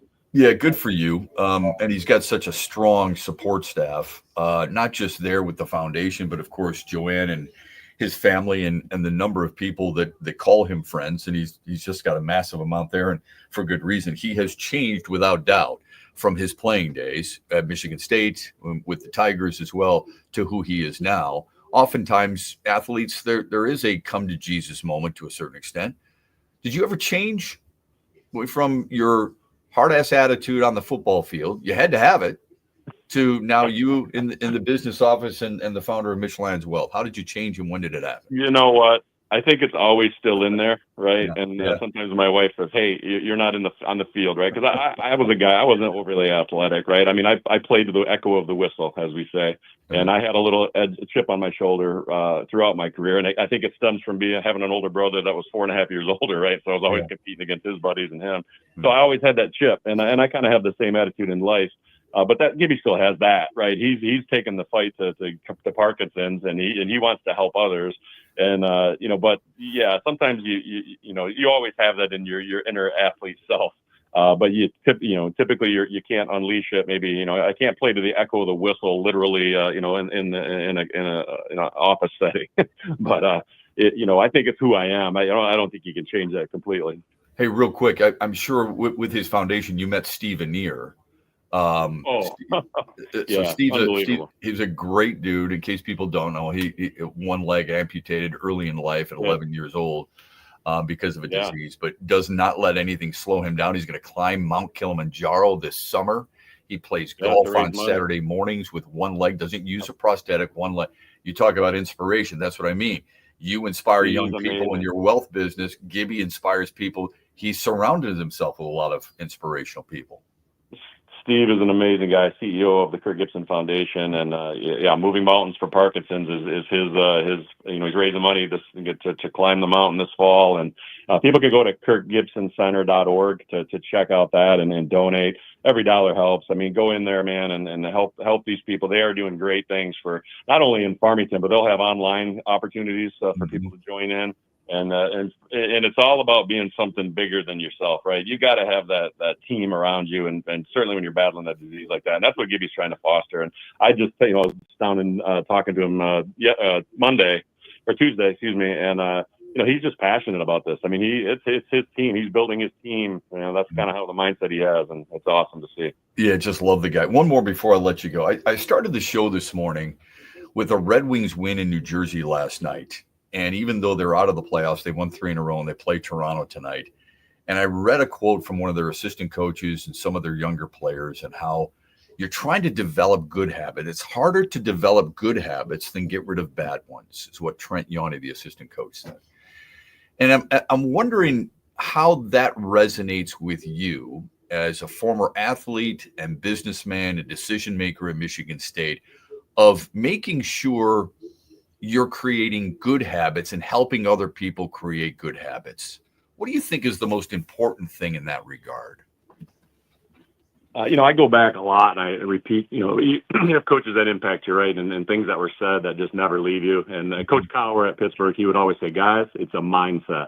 No matter where you were in the season, right? Whether you're on a 3-game winning streak, a 3-game losing streak, he'd always say it's a mindset. Have the mindset, and the mind is a powerful thing. It's not a muscle, but man, you can exercise it and you can strengthen it. And I think, when it comes to creating good habits, it's about, number one, laying it out and making that first step of doing it the first day, right? And then making it habitual, right? And just doing it so that, and the same thing I told these guys on the Zoom yesterday, the young guys prepping for the draft, make it so it's just a reaction. So you don't have to think about it anymore. You run down every play, getting downfield, chipping people off the pile because that's just what you do. That's who you are, not because you had to think about doing it, right? You need to train yourself to just react so that it becomes the fabric of who you are and how you play or how you go about life or how you help people. Hey, real quick, are you still a goal setter? I mean, even later on in your successful life, and obviously you set goals when you were an athlete, but are you still a short and long-term goal setter, and how much do you encourage people to do that? I think you have, not only have goals, I think it's important to have goals, but a goal without a plan to get there is just a dream, right? And you got to have the action steps. You got to have the action steps to get those goals. So yeah, those short, intermediate goals, everyone, I think if you don't have a big dream you're living for, and it changes certainly over the course of your lifetime. It's a lot different for me now than, when I was 20 years old, but, you've got to have that goal, but more importantly, you've got to lay out the action stuff and write it down, put it on your mirror, think it, talk to yourself, positive self-talk. That's a huge thing I'm huge on is, build yourself up in your own mind. Others aren't going to think well about you if you can't think well about yourself, right? So love yourself first, put good positive thoughts in your mind, garbage in, garbage out. So fill it with good stuff. Words to live by. That's why you're successful. It's Mitch Lyons. Your best game plan to protect and grow for your retirement. He's the founder of Mitch Lyons Wealth, former NFL player for 7 years, former draft pick of the Atlanta Falcons, joining us here on X's and Bros. Mitch, have a great weekend. Thanks for the time today, man. Appreciate it. You bet, man. And I hope those Lions can get us some pass rushers in that draft. Let's go. Yeah, we'll talk next week about that. I'm not a big believer in drafting for need. I'm all about drafting the best player, but there are certain philosophies that I respect. If people differ on that, but I do want to get your thoughts on that. We'll do that when we connect next week. Is that cool? Buddy. Hey, happy Easter. God bless. Hey, same to you. Thanks. Appreciate that very much. Mitch Lyons, the former tight end, former Michigan State Spartan, Atlanta Falcon, Pittsburgh Steeler, and now the founder of Mitch Lyons Wealth, joining us here on X's and Bros. When we come back, the poll question results, the daily wager results, and 8:35. Rex Hudler, Royals TV analyst, joins us on X's and Bros, brought to you by Meyer. In the den. Spring is here, and that means one thing: opening day on Mackinac Island. So mark your calendars for May 2nd as the ferry docks come alive, the horses return, and the island wakes up for another unforgettable season. It's Michigan's second most famous opening day. Be part of the magic. Plan your trip now. Experience the charm of Mackinac Island from day one. Opening day, May 2nd. Don't miss it. What a homestand coming up for the Tigers. 4 games with the Royals, 3 with the Padres, 3 with the Orioles. The Royals are in first. After they dominated the first 10 meetings last year, the Tigers swept the Royals in a big 3-game series in Kansas City in September. Both teams so far are top 5 in run prevention. The big difference going into this series, the Royals offense is dead last in the American League. The Padres apparently didn't get the memo that the National League West had already been conceded to the Dodgers. They've started 14-4. They've got great pitching and a potent offense. The Orioles have staggered a bit out of the gate, but that's still a loaded lineup. It's the pitching that's a big question mark right now. 10 games, 3 really good teams. This should be fun. Huge here for the Michigan High School Athletic Association. You can stay up to date on the latest from Lansing 24/7 at MHSAA.com, at MHSAA on Twitter, and MHSAA on Facebook. The latest news, press releases, and stories connected to every high school in the state of Michigan, available for you 24/7 from the Michigan High School Athletic Association. Log on to MHSAA.com, at MHSAA on Twitter, and MHSAA on Facebook. And if you're looking for archive boys and girls high school sports, MHSAA.TV. That's MHSAA.TV. 24/7, everything you need to know about high school sports in Michigan. Log on to MHSAA.com. There's a new player in town. Hi, I'm Herman Moore, Lions All-Pro wide receiver, and I'm talking about Eagle Casino and Sports, the real money mobile casino. It's so easy to play. You can go from wager to winner to wallet, just like that. Sign up now and we'll match your deposit up to $1,500. Or you can get a risk-free bet up to $1,000. Eagle Casino and Sports, made in Michigan, made for Michigan. Must be 21 or older and in Michigan to play. Hear that? That's the sound of saving a good deal more when you shop with MPerks at Meijer. Some delicious blueberries, money saved. A creamy treat of cookie dough ice cream, that's money saved. Savings, savings, savings. Because every dollar spent is also 10 points earned in MPerks, which you can use to save on your next grocery trip or up to $1 off per gallon on your next tank of gas. At Meijer, we work hard to help you save a good deal more for a whole lot less. That's bringing more good to life. Exclusions apply. See mperks.com for details. Saturday, July 26th, Rock and Roll Hall of Famers, Foreigner. Live at Soaring Eagle Casino and Resort with special guests Loverboy and Night Ranger. Tickets start at $32 and are on sale now at the box office or online at etix.com. The Soaring Eagle Summer Outdoor Concert Series welcomes Foreigner with Loverboy and Night Ranger, July 26th. Showtime 7 p.m. SoaringEagleCasino.com. Huge here for my good friends at Insurit. Now they understand more than anybody that inflation has caused auto insurance premiums in our state to skyrocket. And Insurit was built to help people in Michigan comparison shop their auto insurance. A true one-stop shop for saving money. So stop overpaying. Call 231-COMPARE to get quotes today or visit insure.it. That is insure.it. Compare and save money right now. Thanks for listening to X's and Bros with Matt Shepard, only on the Michigan Sports Network.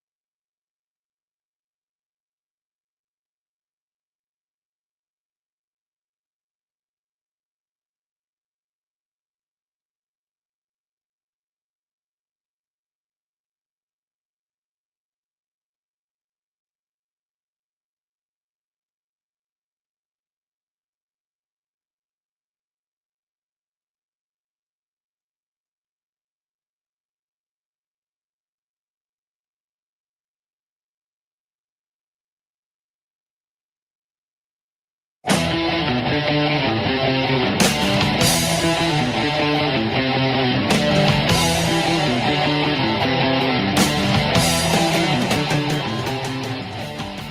you punch us back, we're going to smile at you, and when you knock us down, we're going to get up. And on the way up, we're going to bite a kneecap off. Home run! Home run! He hit it a mile! Let's give them the keys to the Hall of Fame, but not tonight.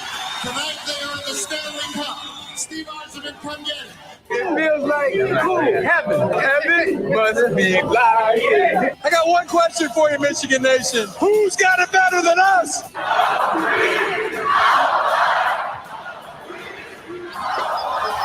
Right center field. That's got carry. It's gone. Number 500 and history for Miguel Cabrera. Touchdown, Detroit Lions. Yes. This game is over. Those quick they jump. They score. Red Wings win. Detroit basketball. Last time the Pistons played in a playoff game, their lineup was, you probably know this. Can I guess? Yeah. Reggie Jackson.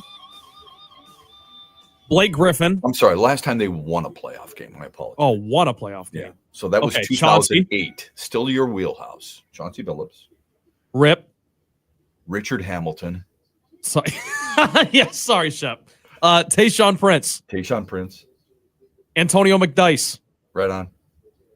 And Jason Maxiel. Rasheed Wallace. Oh, Sheed was still there. Rasheed Wallace was still there. Yeah, Rasheed Wallace was still there. Still, I mean, 4 out of 5 ain't bad. It's not the name of the song, but 4 out of 5 ain't bad. That's a lot of those years kind of run together. A lot of those teams. I'm with you. I'm with you. I've worked with people who they're so good at years. Like they could name every single NCAA basketball champion. I'm like, how do you do that? I have no idea. If I'm there, if I'm associated with it, or if it's a hometown team. Of course, we know Michigan State 2000, Michigan State 79, Michigan 89, but I couldn't give you all those. There are certain years I get confused with certain years, not because I'm getting old, just because a lot of them run together. But yeah, that was the last time. So Detroit basketball, that's what you got coming. Pistons will open up against the Knicks in New York Saturday. Looking forward to that big time. The Red Wings will close out their regular season, unfortunately, tonight in Toronto. They were winners in New Jersey last night. Dylan Larkin had a goal and an assist. Lucas Raymond had 2 assists. With the 2 assists, Lucas Raymond now has 80 points. The last Red Wing to have an 80-point season was Henrik Zetterberg in 2011. Is that a big deal? I would just remind you, I know it's a different era. Wayne Gretzky had 200 points. 200 in 4 out of a 5-year stretch. 200. The leader in the NHL this year for points, shouldn't surprise us, Nikita Kucherov. He's unbelievable. 121 points. Nathan McKinnon, last year's MVP, 116 points. Leon Draisaitl, over 50 goals, 106 points. Is 80 points to you quite the accomplishment? I hate taking away things from anybody, okay? You do something like Mitch Lyons and I were just talking about it. He's like, wow, that was a long time ago. I don't care. He played 7 years in the NFL. Trent, how many guys you know who played 7 years in the NFL? Go. Nobody. None. I'm fortunate. I know a few people, but the point is it's a small pool. Really, really, really tiny. Okay? So I don't like taking things away from people. But 80 points, it was mentioned during the broadcast last night. You should mention it. Okay? Think about it for a second. Let me just give you this real quick. Wayne Gretzky, and I know it's unfair. It's totally unfair. Shep, you're comparing Lucas Raymond to Wayne Gretzky. No, I'm comparing the accomplishment. Wayne Gretzky, at age 19, had 137 points, Trent. 137. He had more assists, 86, than Lucas Raymond has points right now. 86. The next year, 164. The next year, 212, 196, 205, 208, 215, 183, 149, 168, 142, 163, 121.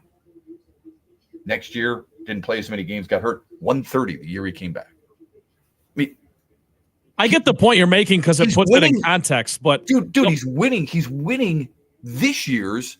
I know it's a different era. Yeah, this year's points every single year. This says way more about Gretzky than it does about Raymond. Wouldn't you agree? For sure. Yeah. I'm not trying to take anything away from Lucas. No, you're just putting it in context. I like him. I like having him on our team, or on the Red Wings, I should say. And he should be there. And he's a top 6 forward, and a lot of teams would love him. 80 points, though. He's 25th in the league. Yeah. I mean, you're top 25 at the greatest league in the world. There's something to be said for that. But he's 25th. I mean, 80 points. We're sitting there making it sound like it's a really big deal. Is it really a big deal when the league is so far and away better, and all the things that are? I mean, so many players are. I don't know, man. I wonder if we're celebrating stuff that we're grasping at straws, is what you're saying a little bit. I get that sense. Steve Yzerman was a rookie and had 87 points. Wow. Yeah. I guess in the sense that he did something. Get to 100. You got to get to 100 for me to go, oof, that's a hell of a year, I guess, is what I'm saying. Yeah, and maybe that's an unfair bar, because, by the way, there are only 6 guys who've reached 100 points. Maybe that's the state of the league today. Okay, I don't know. Doesn't mean it's better or worse. I'm just thinking out loud here. I heard the 80 points last night, first time since Zetterberg in 2011, and I thought, is the bar being lowered? I couldn't help but think, is the bar being lowered for Red Wings hockey? When we're celebrating, I don't know how hard it is to score 80 points in a league, okay? The dude's really good, okay? And maybe 100 points is totally unfair. Nick Suzuki, who had the game-winning goal for Montreal last night, they kicked Columbus out of the playoffs again. Montreal secures the second wild card. He's got 90 points. Is that enough? Is that impressive? I mean, I'm impressed with these guys just being able to skate on the morning skate, because I can't do what they can do. So I'm not knocking them. I'm just trying to figure out whether or not this deserves the type of accolades that it's getting credit for right now. And I hate thinking like that, but I'm just like, 80 points. I mean, it's a tough league. But I think because the Red Wings have been just so disappointing, I've almost taken the attitude like, you got to show me more. That's okay to expect that too. You don't need me to tell you that, but yeah, hell yeah. It's the Detroit Red Wings. Well, you say it about the Tigers all the time. I say it about the Tigers all the time. I said it about the Lions last year, and I'm saying it about the Pistons this year. Expect more, fans. It's okay. Don't get used to losing. I expect the Pistons to beat the Knicks. And if they don't, Trent, I'm going to be disappointed. Yeah, me too. Okay? Because I think they've proven on a couple of different things. You can't go into a series. You can't talk about a season with a coach and or a player and say to them, if you and I were talking to Kate Cunningham or JB Bickerstaff right now, and we said, I don't know, man, New York's pretty tough, 50 wins, number 3 seed. You know what they would say to us? We beat them 3 out of 4. We're not scared of them. We can beat them. If they believe it and they expect it, why can't I? Right. We're a top 4 defense. Defensive efficiency. Yeah. So I think I don't think there's anything wrong with us as a fan base thinking that. So when Lucas Raymond gets 80 and everybody's touting it, I'm like, I expect more from him and Larkin and others. I think it's okay to say that. Our phone number on the Meyer hotline is 866-838-4843. You can always text the program, Sports Radio, to 21,000. We'll get to the poll question from yesterday. We will get to a daily wager for today. And Rex Hudler at 8:35, he of the Kansas City television broadcast to preview Tigers and Royals that begins later on today downtown. Huge here for my good friends Drew and Ronnie, the Godfather at Impact Power Sports. Now they're located on 14 Mile Road in Rockford, just north of GR. They are Michigan's home, and I'm talking the entire state. If you're looking for your own custom golf cart, if you need service on a golf cart, if you need a golf cart for your neighborhood, the lake house, your business, they provide service unlike no other dealership in Michigan. Look for Impact Power Sports on Facebook. And also, if you want to see some cool custom Lions theme golf carts, Calvin, Barry, Sonic and Knuckles, Montgomery, and Gibbs, they have these Lions themed golf carts you can even buy at Impact Power Sports. And some of the proceeds benefit the Lomas Brown Foundation. Stop by Impact and see those Lions themed golf carts today. If you need service on your golf cart, they got ATVs, they got the go-karts and more. Impact Power Sports, 14 Mile Road in Rockford. Hear that?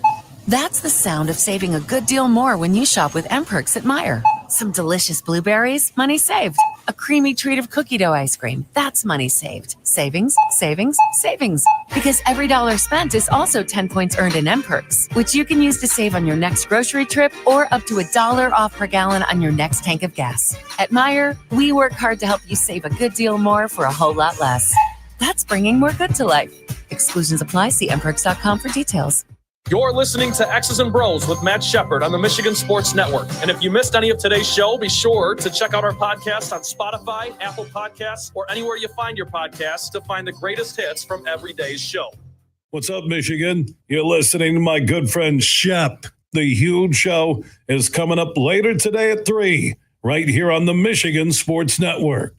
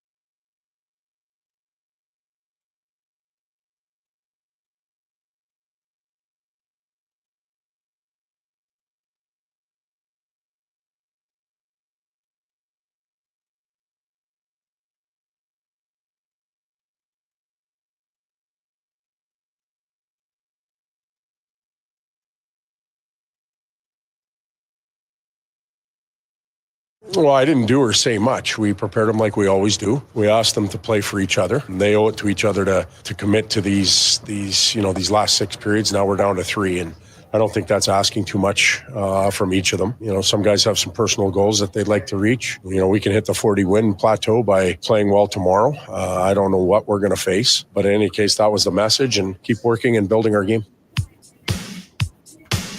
God, I love that.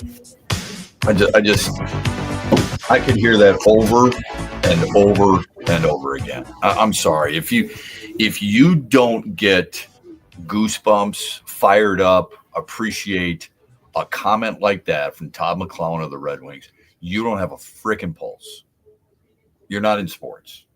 You're not, okay? You don't know what it's like to compete. You don't appreciate what the competitive edge is. If you don't like what he just said, you got a chance. They're finding ways. Season's over. You and I mentally out, right? Shouldn't say you and I. I did watch the game last night. A lot of people mentally gone. It's not that you're going to Little Caesars Arena and going, I can't wait for Fan Appreciation Day. No. Are you watching? Probably not. You're going to watch Tigers tonight. I get it. Okay. Tigers instead of Red Wings and Maple Leafs. But for him to sit there and go, you know what? You play for one another.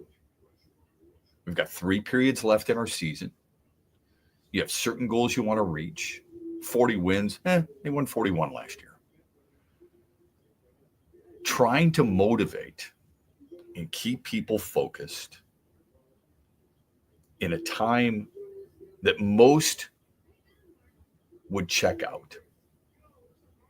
Most would move on. Most would say, I gave it everything I had this year. It wasn't good enough. We'll try it again next year. When you've got a job to do. Freaking love that. I just love it. It's one of my favorite sound bites we've played all year long. And it's after a game that for most people didn't matter. And we talked about it at the very beginning of our show that it did matter. They do matter. I've been guilty of it, so I can't sit there and blame others, but I cannot stand it, and I hope I don't do it anymore. Game doesn't matter. In a meaningless game, there's always meaning. And I'll tell you why. How many times have you heard, God, who was it? Is it George Brett? I forget which baseball player said it. This could be the first time and only time you play in front of a kid, a child, a mom and dad, a dad and son, a dad and daughter, a mom and daughter, whatever. So you get a chance to make an impression. But if they turned around and said to you, it's a meaningless game, so what? How would you feel? Honestly. I mean, Trent. You'd probably hold it against that player for the rest of your life. Without a doubt. Trent, you and I have no idea how many people we reach every morning. Do you ever go into the office and go, you know what? It's meaningless. No. Otherwise, you wouldn't be doing it. Of course not. Okay? So I bristle at the thought that it's a meaningless game. Now, if you want to say, I would rest some guys because this game doesn't mean as much as last week because they've already clinched a playoff spot and they're not going anywhere, right? Okay. I get what you're saying. But for me to tell a player, let's use Brock Wright. I don't know why you chose Brock Wright. But let's use Brock Wright. Big morning for tight ends on the show. Or Hendon Hooker, right? And they're playing the last game. Detroit's already sewn up the number 1 seed in the NFC. And they want to make sure that Jared Goff and Sam Laporta don't get hurt. Do you think the game matters to either one of those guys? You're damn right it does. The game tonight means something to Simon Edvinsson, to Albert Johansson, to a lot of guys. And Todd McClellan's soundbite that Trent played coming back, I'm so glad he played it. I could listen to it every day.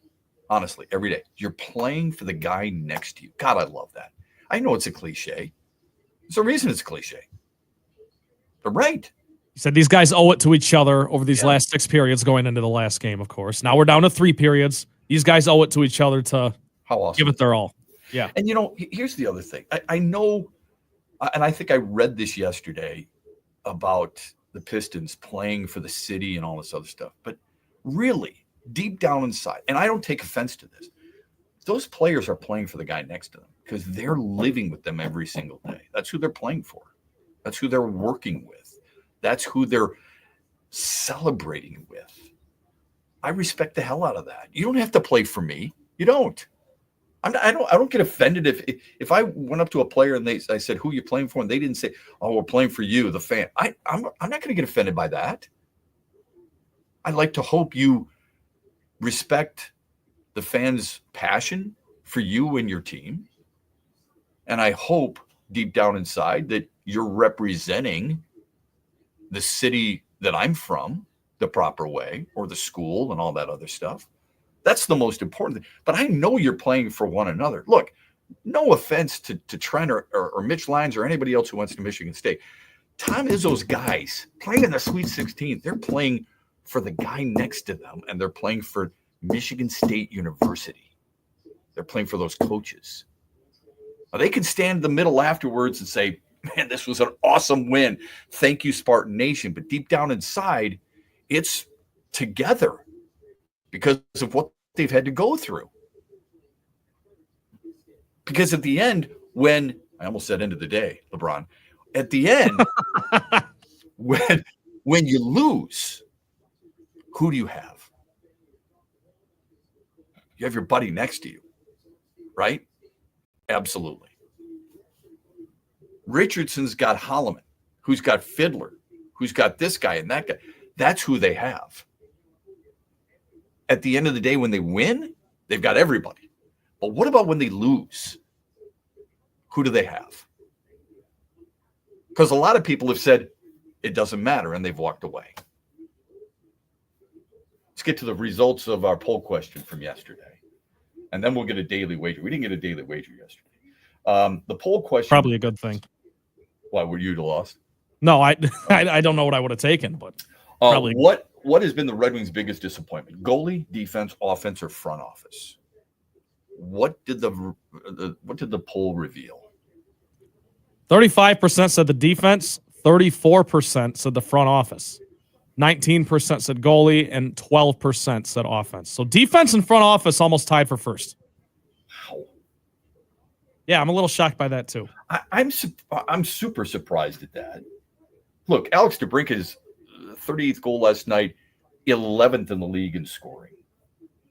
Goal scoring, I should say.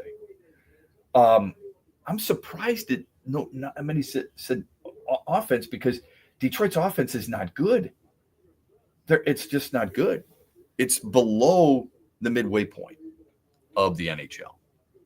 But when you're disappointed in the team from top to bottom, I guess you have to pick something. Yep, I get it. For as bad as the offense has been, the defense probably worse, right? And then people are frustrated with Steve Yzerman in the front office, so that's what won the poll. Yep. Yeah. There's really no wrong answer. I was just going to say, rarely is there a wrong answer with these poll questions. But our poll question for today, and we invite you to answer as often as you like. Who's the best player in the AL Central? Bobby Witt Jr., Jose Ramirez, Carlos Correa, or other? Vote as often as you like at XP Morning. Give us a daily wager for tonight, brought to you by our friends at Soaring Eagle Casino and Resort. We'll go over 8 runs in the opening game of the series with the Royals and the Tigers. I think the Tigers' bats wake back up, and the Royals have been plugging along too. So over 8 runs against Michael Lorenzen. You think they'll wake back up? Yes, I do. Okay. They're due. So many guys on this team are due, Riley Green included. Yeah, a lot of guys. As we mentioned earlier in the show, 7 players who played yesterday. 7 players for the Tigers who stepped into the batter's box were hitting .206 or worse. Yikes. Let me ask you a question. Is Kansas City due? They've struggled scoring runs. Sure. Are they do? Because this is how my dumb sports fan brain works. So, yeah, I'll take the combined over 8 runs. Should be a good game. We're going to talk about it coming up, right? Yeah, we're talking about it with Rex Hudler from a Kansas City perspective. I want his thoughts on the Tigers, of course, on his team, on the division, baseball in general. Really good dude. Played a long time in the majors and does a really nice job for the Kansas City television broadcast. We'll talk with Rex Hudler when we come back. It's brought to you by Soaring Eagle Casino and Resort. Stay with us on X's and Bros. Saturday, July 26th, Rock and Roll Hall of Famers, Foreigner. Live at Soaring Eagle Casino and Resort with special guests Loverboy and Night Ranger. Tickets start at $32 and are on sale now at the box office or online at etix.com. The Soaring Eagle Summer Outdoor Concert Series welcomes Foreigner with Loverboy and Night Ranger, July 26th. Showtime, 7 p.m. SoaringEagleCasino.com. In the den. Spring is here, and that means one thing: opening day on Mackinac Island. So mark your calendars for May 2nd as the ferry docks come alive, the horses return, and the island wakes up for another unforgettable season. It's Michigan's second most famous opening day. Be part of the magic. Plan your trip now. Experience the charm of Mackinac Island from day one. Opening day, May 2nd. Don't miss it. What a homestand coming up for the Tigers. 4 games with the Royals, 3 with the Padres, 3 with the Orioles. The Royals are in first. After they dominated the first 10 meetings last year, the Tigers swept the Royals in a big 3-game series in Kansas City in September. Both teams so far are top 5 in run prevention. The big difference going into this series, the Royals' offense is dead last in the American League. The Padres apparently didn't get the memo that the National League West had already been conceded to the Dodgers. They've started 14-4. They've got great pitching and a potent offense. The Orioles have staggered a bit out of the gate, but that's still a loaded lineup. It's the pitching that's a big question mark right now. 10 games, 3 really good teams. This should be fun. Make sure you listen weekly to our Moving Ferris Forward interviews with Ferris President Bill Pink and other leaders who are moving Ferris forward. Find out more about Big Rapids and Ferris and what they have to offer at ferris.edu.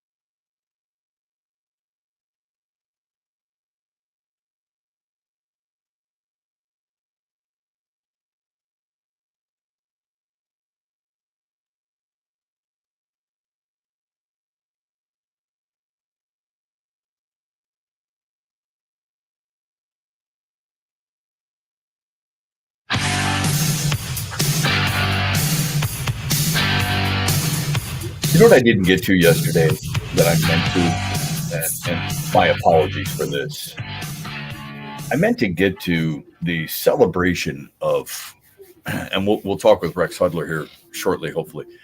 But 40 years ago yesterday was the anniversary of what you could argue as the single greatest boxing round in the history of the sport. How many people remember Tommy Hearns and Marvelous Marvin Hagler, 1985? And you know what? I'm wrong there. I'm sorry. It was April 15th. So it was 2 days ago I meant to get to this. Because I had it written down in my notes yesterday. I meant to get to this yesterday. So it's really 2 days ago. But that was a historic. I don't know how much people are into boxing anymore. In the 80s, it was big. It was really big. It was before Tyson, obviously. It was after the elite Muhammad Ali years. It had, I wouldn't say the heavyweights were really big back then, but as in popularity. But you had Sugar Ray Leonard, you had Roberto Duran, you had Wilfred Benitez, you had Tommy Hearns, you had Marvelous Marvin Hagler. It was so good to be able to, and there wasn't really the pay-per-view, okay? But if people have never seen it, I would highly encourage you, strongly encourage you, to go on YouTube and type in Hagler Hearns. That's really all you got to type in. And from April 15th, 1985, those two, and you're trying to keep the sport alive. I think actually Sugar Ray Leonard had announced his retirement, and then he came back out of retirement, which oftentimes boxers do. But the first round of that fight is arguably, and I don't know how many other rounds you could say, is the greatest the sport has ever seen. And it lasted 3 rounds, not even 3 rounds, before Marvelous Marvin Hagler. I mean, you had everything leading up to it, where many people thought Tommy Hearns, because he made a little more than $5 million from his fight with Sugar Ray Leonard, felt like he was getting a little complacent to a guy like Marvelous Marvin Hagler, who was viewed as a guy named Marvin Hagler back then. And he got upset because people weren't calling him Marvelous. I know, the ego out of control. But still, the battle of 2 blue-collar, hardcore cities, Brockton, Massachusetts for Hagler, Detroit for Hearns, the cool nicknames that each had, the celebration that Bob Arnhem, the promoter, would put on, and that actually was delayed, that gave him more time to kind of pump up the fight. And it became something that anybody who followed boxing back then, I don't know how many people follow it today. I think more people are into MMA and UFC than they are boxing in general. And I can understand why. I mean, UFC has taken over it all. Boxing, I think, kind of hurt itself to a certain extent by going to the pay-per-view. Although, actually, the UFC does a lot of that too, don't they? Big events do that. But you had guys back then, and you're watching them, you're like, these guys are like, they're absolute warriors in the middle of the ring. And in that fight particularly, that, I'm telling you, that was some iconic stuff. I mean, especially because it was so 2 well-known boxers. Sure, there was Ray Mancini back then. There was Sean O'Grady. There was Aaron Pryor and stuff. But nobody carried the weight of a name outside of probably Leonard and Duran. And remember, Tommy Hearns beat the crap out of Roberto Duran. But nobody really carried that type of, that karma, that sellability as Hearns and Hagler. And it was so great back then because you would see guys, they would go up and down in weight class. And Sugar Ray Leonard fought Marvin Hagler. So you're seeing these guys all either shed weight or gain weight to fight the others because of how good those athletes, how good those boxers really were. That's what you got to have if you want to get that sport back. But I wanted to bring that up. Here's the other thing I wanted to bring up. And we're hoping to touch base with Rex Hudler. Remember, they played in New York last night, so a late one. By the time you get Detroit played, it was getaway day for Detroit. That always bothered me in baseball to a certain extent. If you're playing in the same time zone, you don't have to play an early game if a team's leaving. So, for example, the Royals were playing in New York last night. It's a late night. Why aren't they playing a day game? It's a getaway day. Oh, because it's in the Eastern time zone. So it's long. It's tough. It's hard. It wears on you. Rex Hudler knows that as a player and as a broadcaster. They're broadcasting in Kansas City for a good 13 years now, doing an outstanding job. But he's been in broadcasting for a long time. Former first round pick, 14 years in Major League Baseball, and he joins us here on X's and Bros. How are you, my friend? Yeah, great to see you, buddy. And you're all right, man. Those early entries in the cities, it can be pretty early. Now, last night wasn't too bad. I mean, we got into 3. We probably got to bed by 4. Oh. And sorry I missed you for 5 minutes this morning. No, don't worry about it. You're a big hot yoga guy. Will you get your hot yoga in today? Oh, believe it. Got 11 o'clock class already scheduled to go, man. Are you kidding? How the heck you been, man? How you been? You are the best. I'm doing fine. It's great to talk to you. You were a first-round pick of the New York Yankees in 1978. I was a Yankee bust, yeah. No, you weren't a Yankee. Stop that. You don't play 14 years at the highest level and be a bust. So stop that. But I do want to know. No. I was a Yankee bust, but I had a lot of fun, Shep. But it was it wasn't an easy run for me there. Because George would buy all his players at the top. So there was, nobody ever was promoted from the minor leagues. You'd have good years and you go back to A-ball. I spent 6 years in A-ball. Wow, man. What are those challenges? What are those challenges like? I mean, it's not just physical, right? It's got to be mental too. You got to be really tough to get through a time like that. How challenging was that for you? Oh, man, you know what? Just especially going home, going up in Fresno, California, the expectations were huge, First-round picks, they make it, and they make it soon.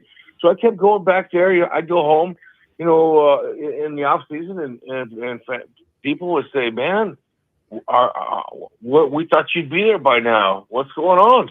Huh. And I just said, hey, look, it's a lot harder than you think it is. It's not that easy. You gotta put up numbers. You got to be better than the other guys. But being a number 1 pick, Chef, was nice because Steinbrenner gave me $150,000 signing bonus, and that kept me in the game. That kept me in the lineup, man. They let me. They had a job for me at least, so I'm thankful for that. But it wasn't until I sat down and wrote George a letter asking him for a promotion in my 6th year. I said, hey, dear Mr. Steinbrenner, had I went to Notre Dame, I'd already graduated and been in the NFL by now. And so this is my 6th year at A-ball. I'm presently hitting 300. Would you consider a promotion, please? And I took that to the Bay Harbor Inn. He had a hotel in Tampa. Mm-hmm. And I took it up to the front desk and I said, ma'am, when Mr. Steinbrenner comes to town, could you please give this to him? Sometime this summer. She goes, he's here. I'll take it up to him right now. So I kind of, my booty got a little tight. Thinking, man, I was thinking maybe this summer sometime he would get the letter.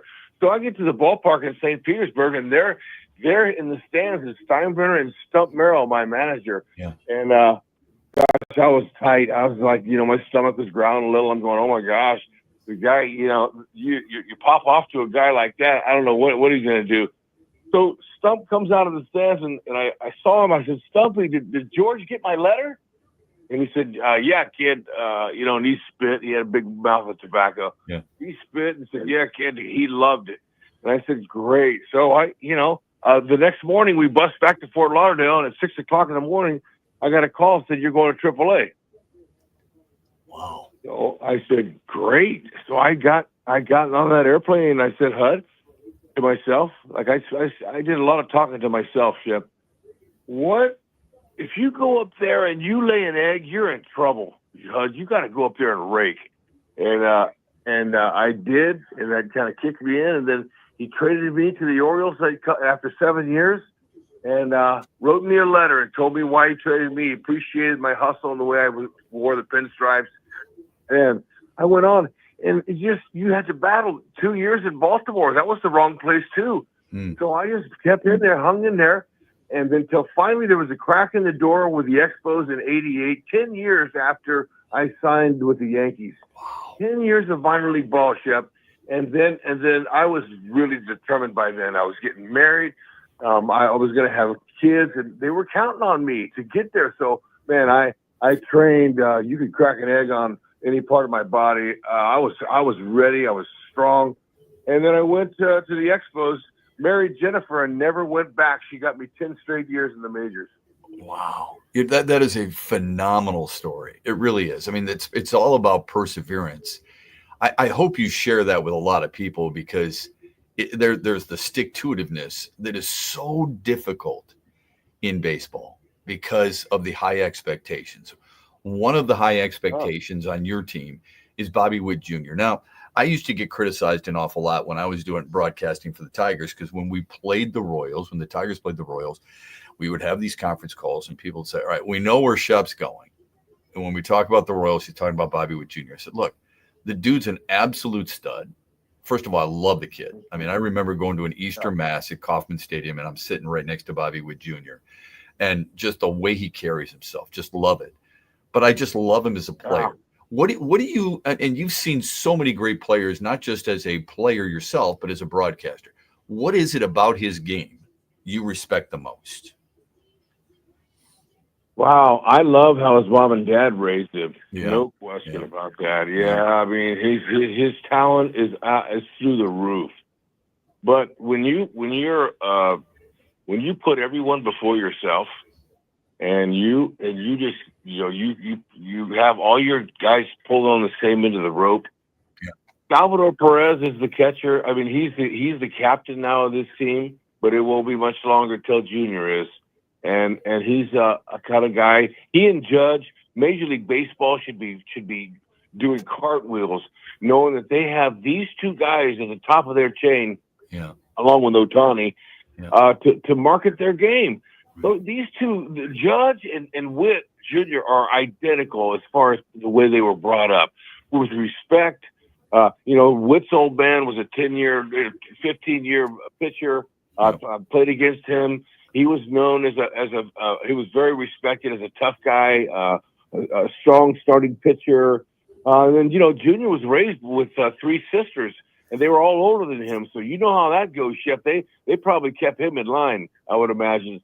And sure enough, getting to know Bobby Witt Sr. and Lori, his wife, and Jennifer, my wife, are friends because of the era we were in, and they have so much in common. They became friends, and so getting to know their parents, that's been the best thing. There's no doubt about it. Yeah, that's really cool. Rex Hudler of the Kansas City Royals television broadcast team joining us here on X's and Bros just for a couple more minutes. It's way too early, right? I mean, we're way too early in a season to worry about who's wrong and who's right and who needs fixing and who's so much better than they were a year ago. But from an outsider standpoint, when you look at the Tigers, what do you see? Ooh, I see teeth that are long and sharp, and I see young players that are hungry. I see a manager that's ripe for a championship. I see the organization that worked hard to get those kids to the big leagues, and now that they're here, they compliment them with a player or two. That's the sign of a team that's going somewhere, and I'm excited for the Tiger fans to be able to see a team like this pitching like this. Now we have Reagans, you guys have Scooble, we have two left-handers that are identical, and that goes a long way when you have aces like that. Yeah. And the one thing that's saving us right now, Shep, is that we're a couple bats shy. And there's no doubt about that. But our starting five are just like last year, top shelf. We have a good back end of the bullpen. Those are the things that are keeping us hopeful until somebody can step up and start hitting the ball. The Tigers, gosh, it's their league right now in April. How do you handicap the division in general? Well, watching these guys, this is my 14th season here, Shep, and it's been a lot of fun in the Central. I did 11 years with the Angels out there on the West Coast, on the West, and it's just really, really great, especially living in the middle of the country, how close all the road trips are. Yeah. New York was an hour-and-a-half flight. I mean, it's so easy when we came here last night, but it's so easy. The travel is easy. The league is very competitive. Minnesota is not the same team this year for whatever reason. They're not the same. We've been around. Cleveland's always tough. I don't know why. They don't seem like they have, the personnel that they've had in the past. They traded their second baseman, but they're still good. They've been tough on us. They took 2 out of 3 to start this road trip, and then we got swept by the Yankees. So we're kind of limping in here to the Motor City. No telling what we'll see, because baseball you can't predict, Shep. It's just too hard. Yeah, I know. There's too many things that can happen. Hud, it's great to visit with you. Thanks, my friend. I know it was an early morning. Have a great sauna workout and a great hot yoga workout, and keep up the great work with Ryan Lefevre. Tell him I said hello, and enjoy your time here in Detroit as always, buddy. Shep, I'm glad that you're on the radio here. The people get to hear you anyway. How much fun! And then next time, Shep, let's talk about Kirk Gibson showing me around Michigan State. I would love to do that because that's one of the best stories of all time. Keep up the great work, buddy. Be safe and stay healthy. All right, we'll talk to you soon. All right, buddy. Hey, thanks for all the rides back home too, Shep, over the last few years. Oh, anytime. With you, it's a pleasure. Rex Hudler with us here on X's and Bros. He does such a yeoman's work there with the Kansas City Royals television broadcast. Really enjoy his friendship for sure, and he's a great storyteller. And it is worth noting that story with him and Kirk Gibson at Michigan State, because that's where Rex Hudler was going to go.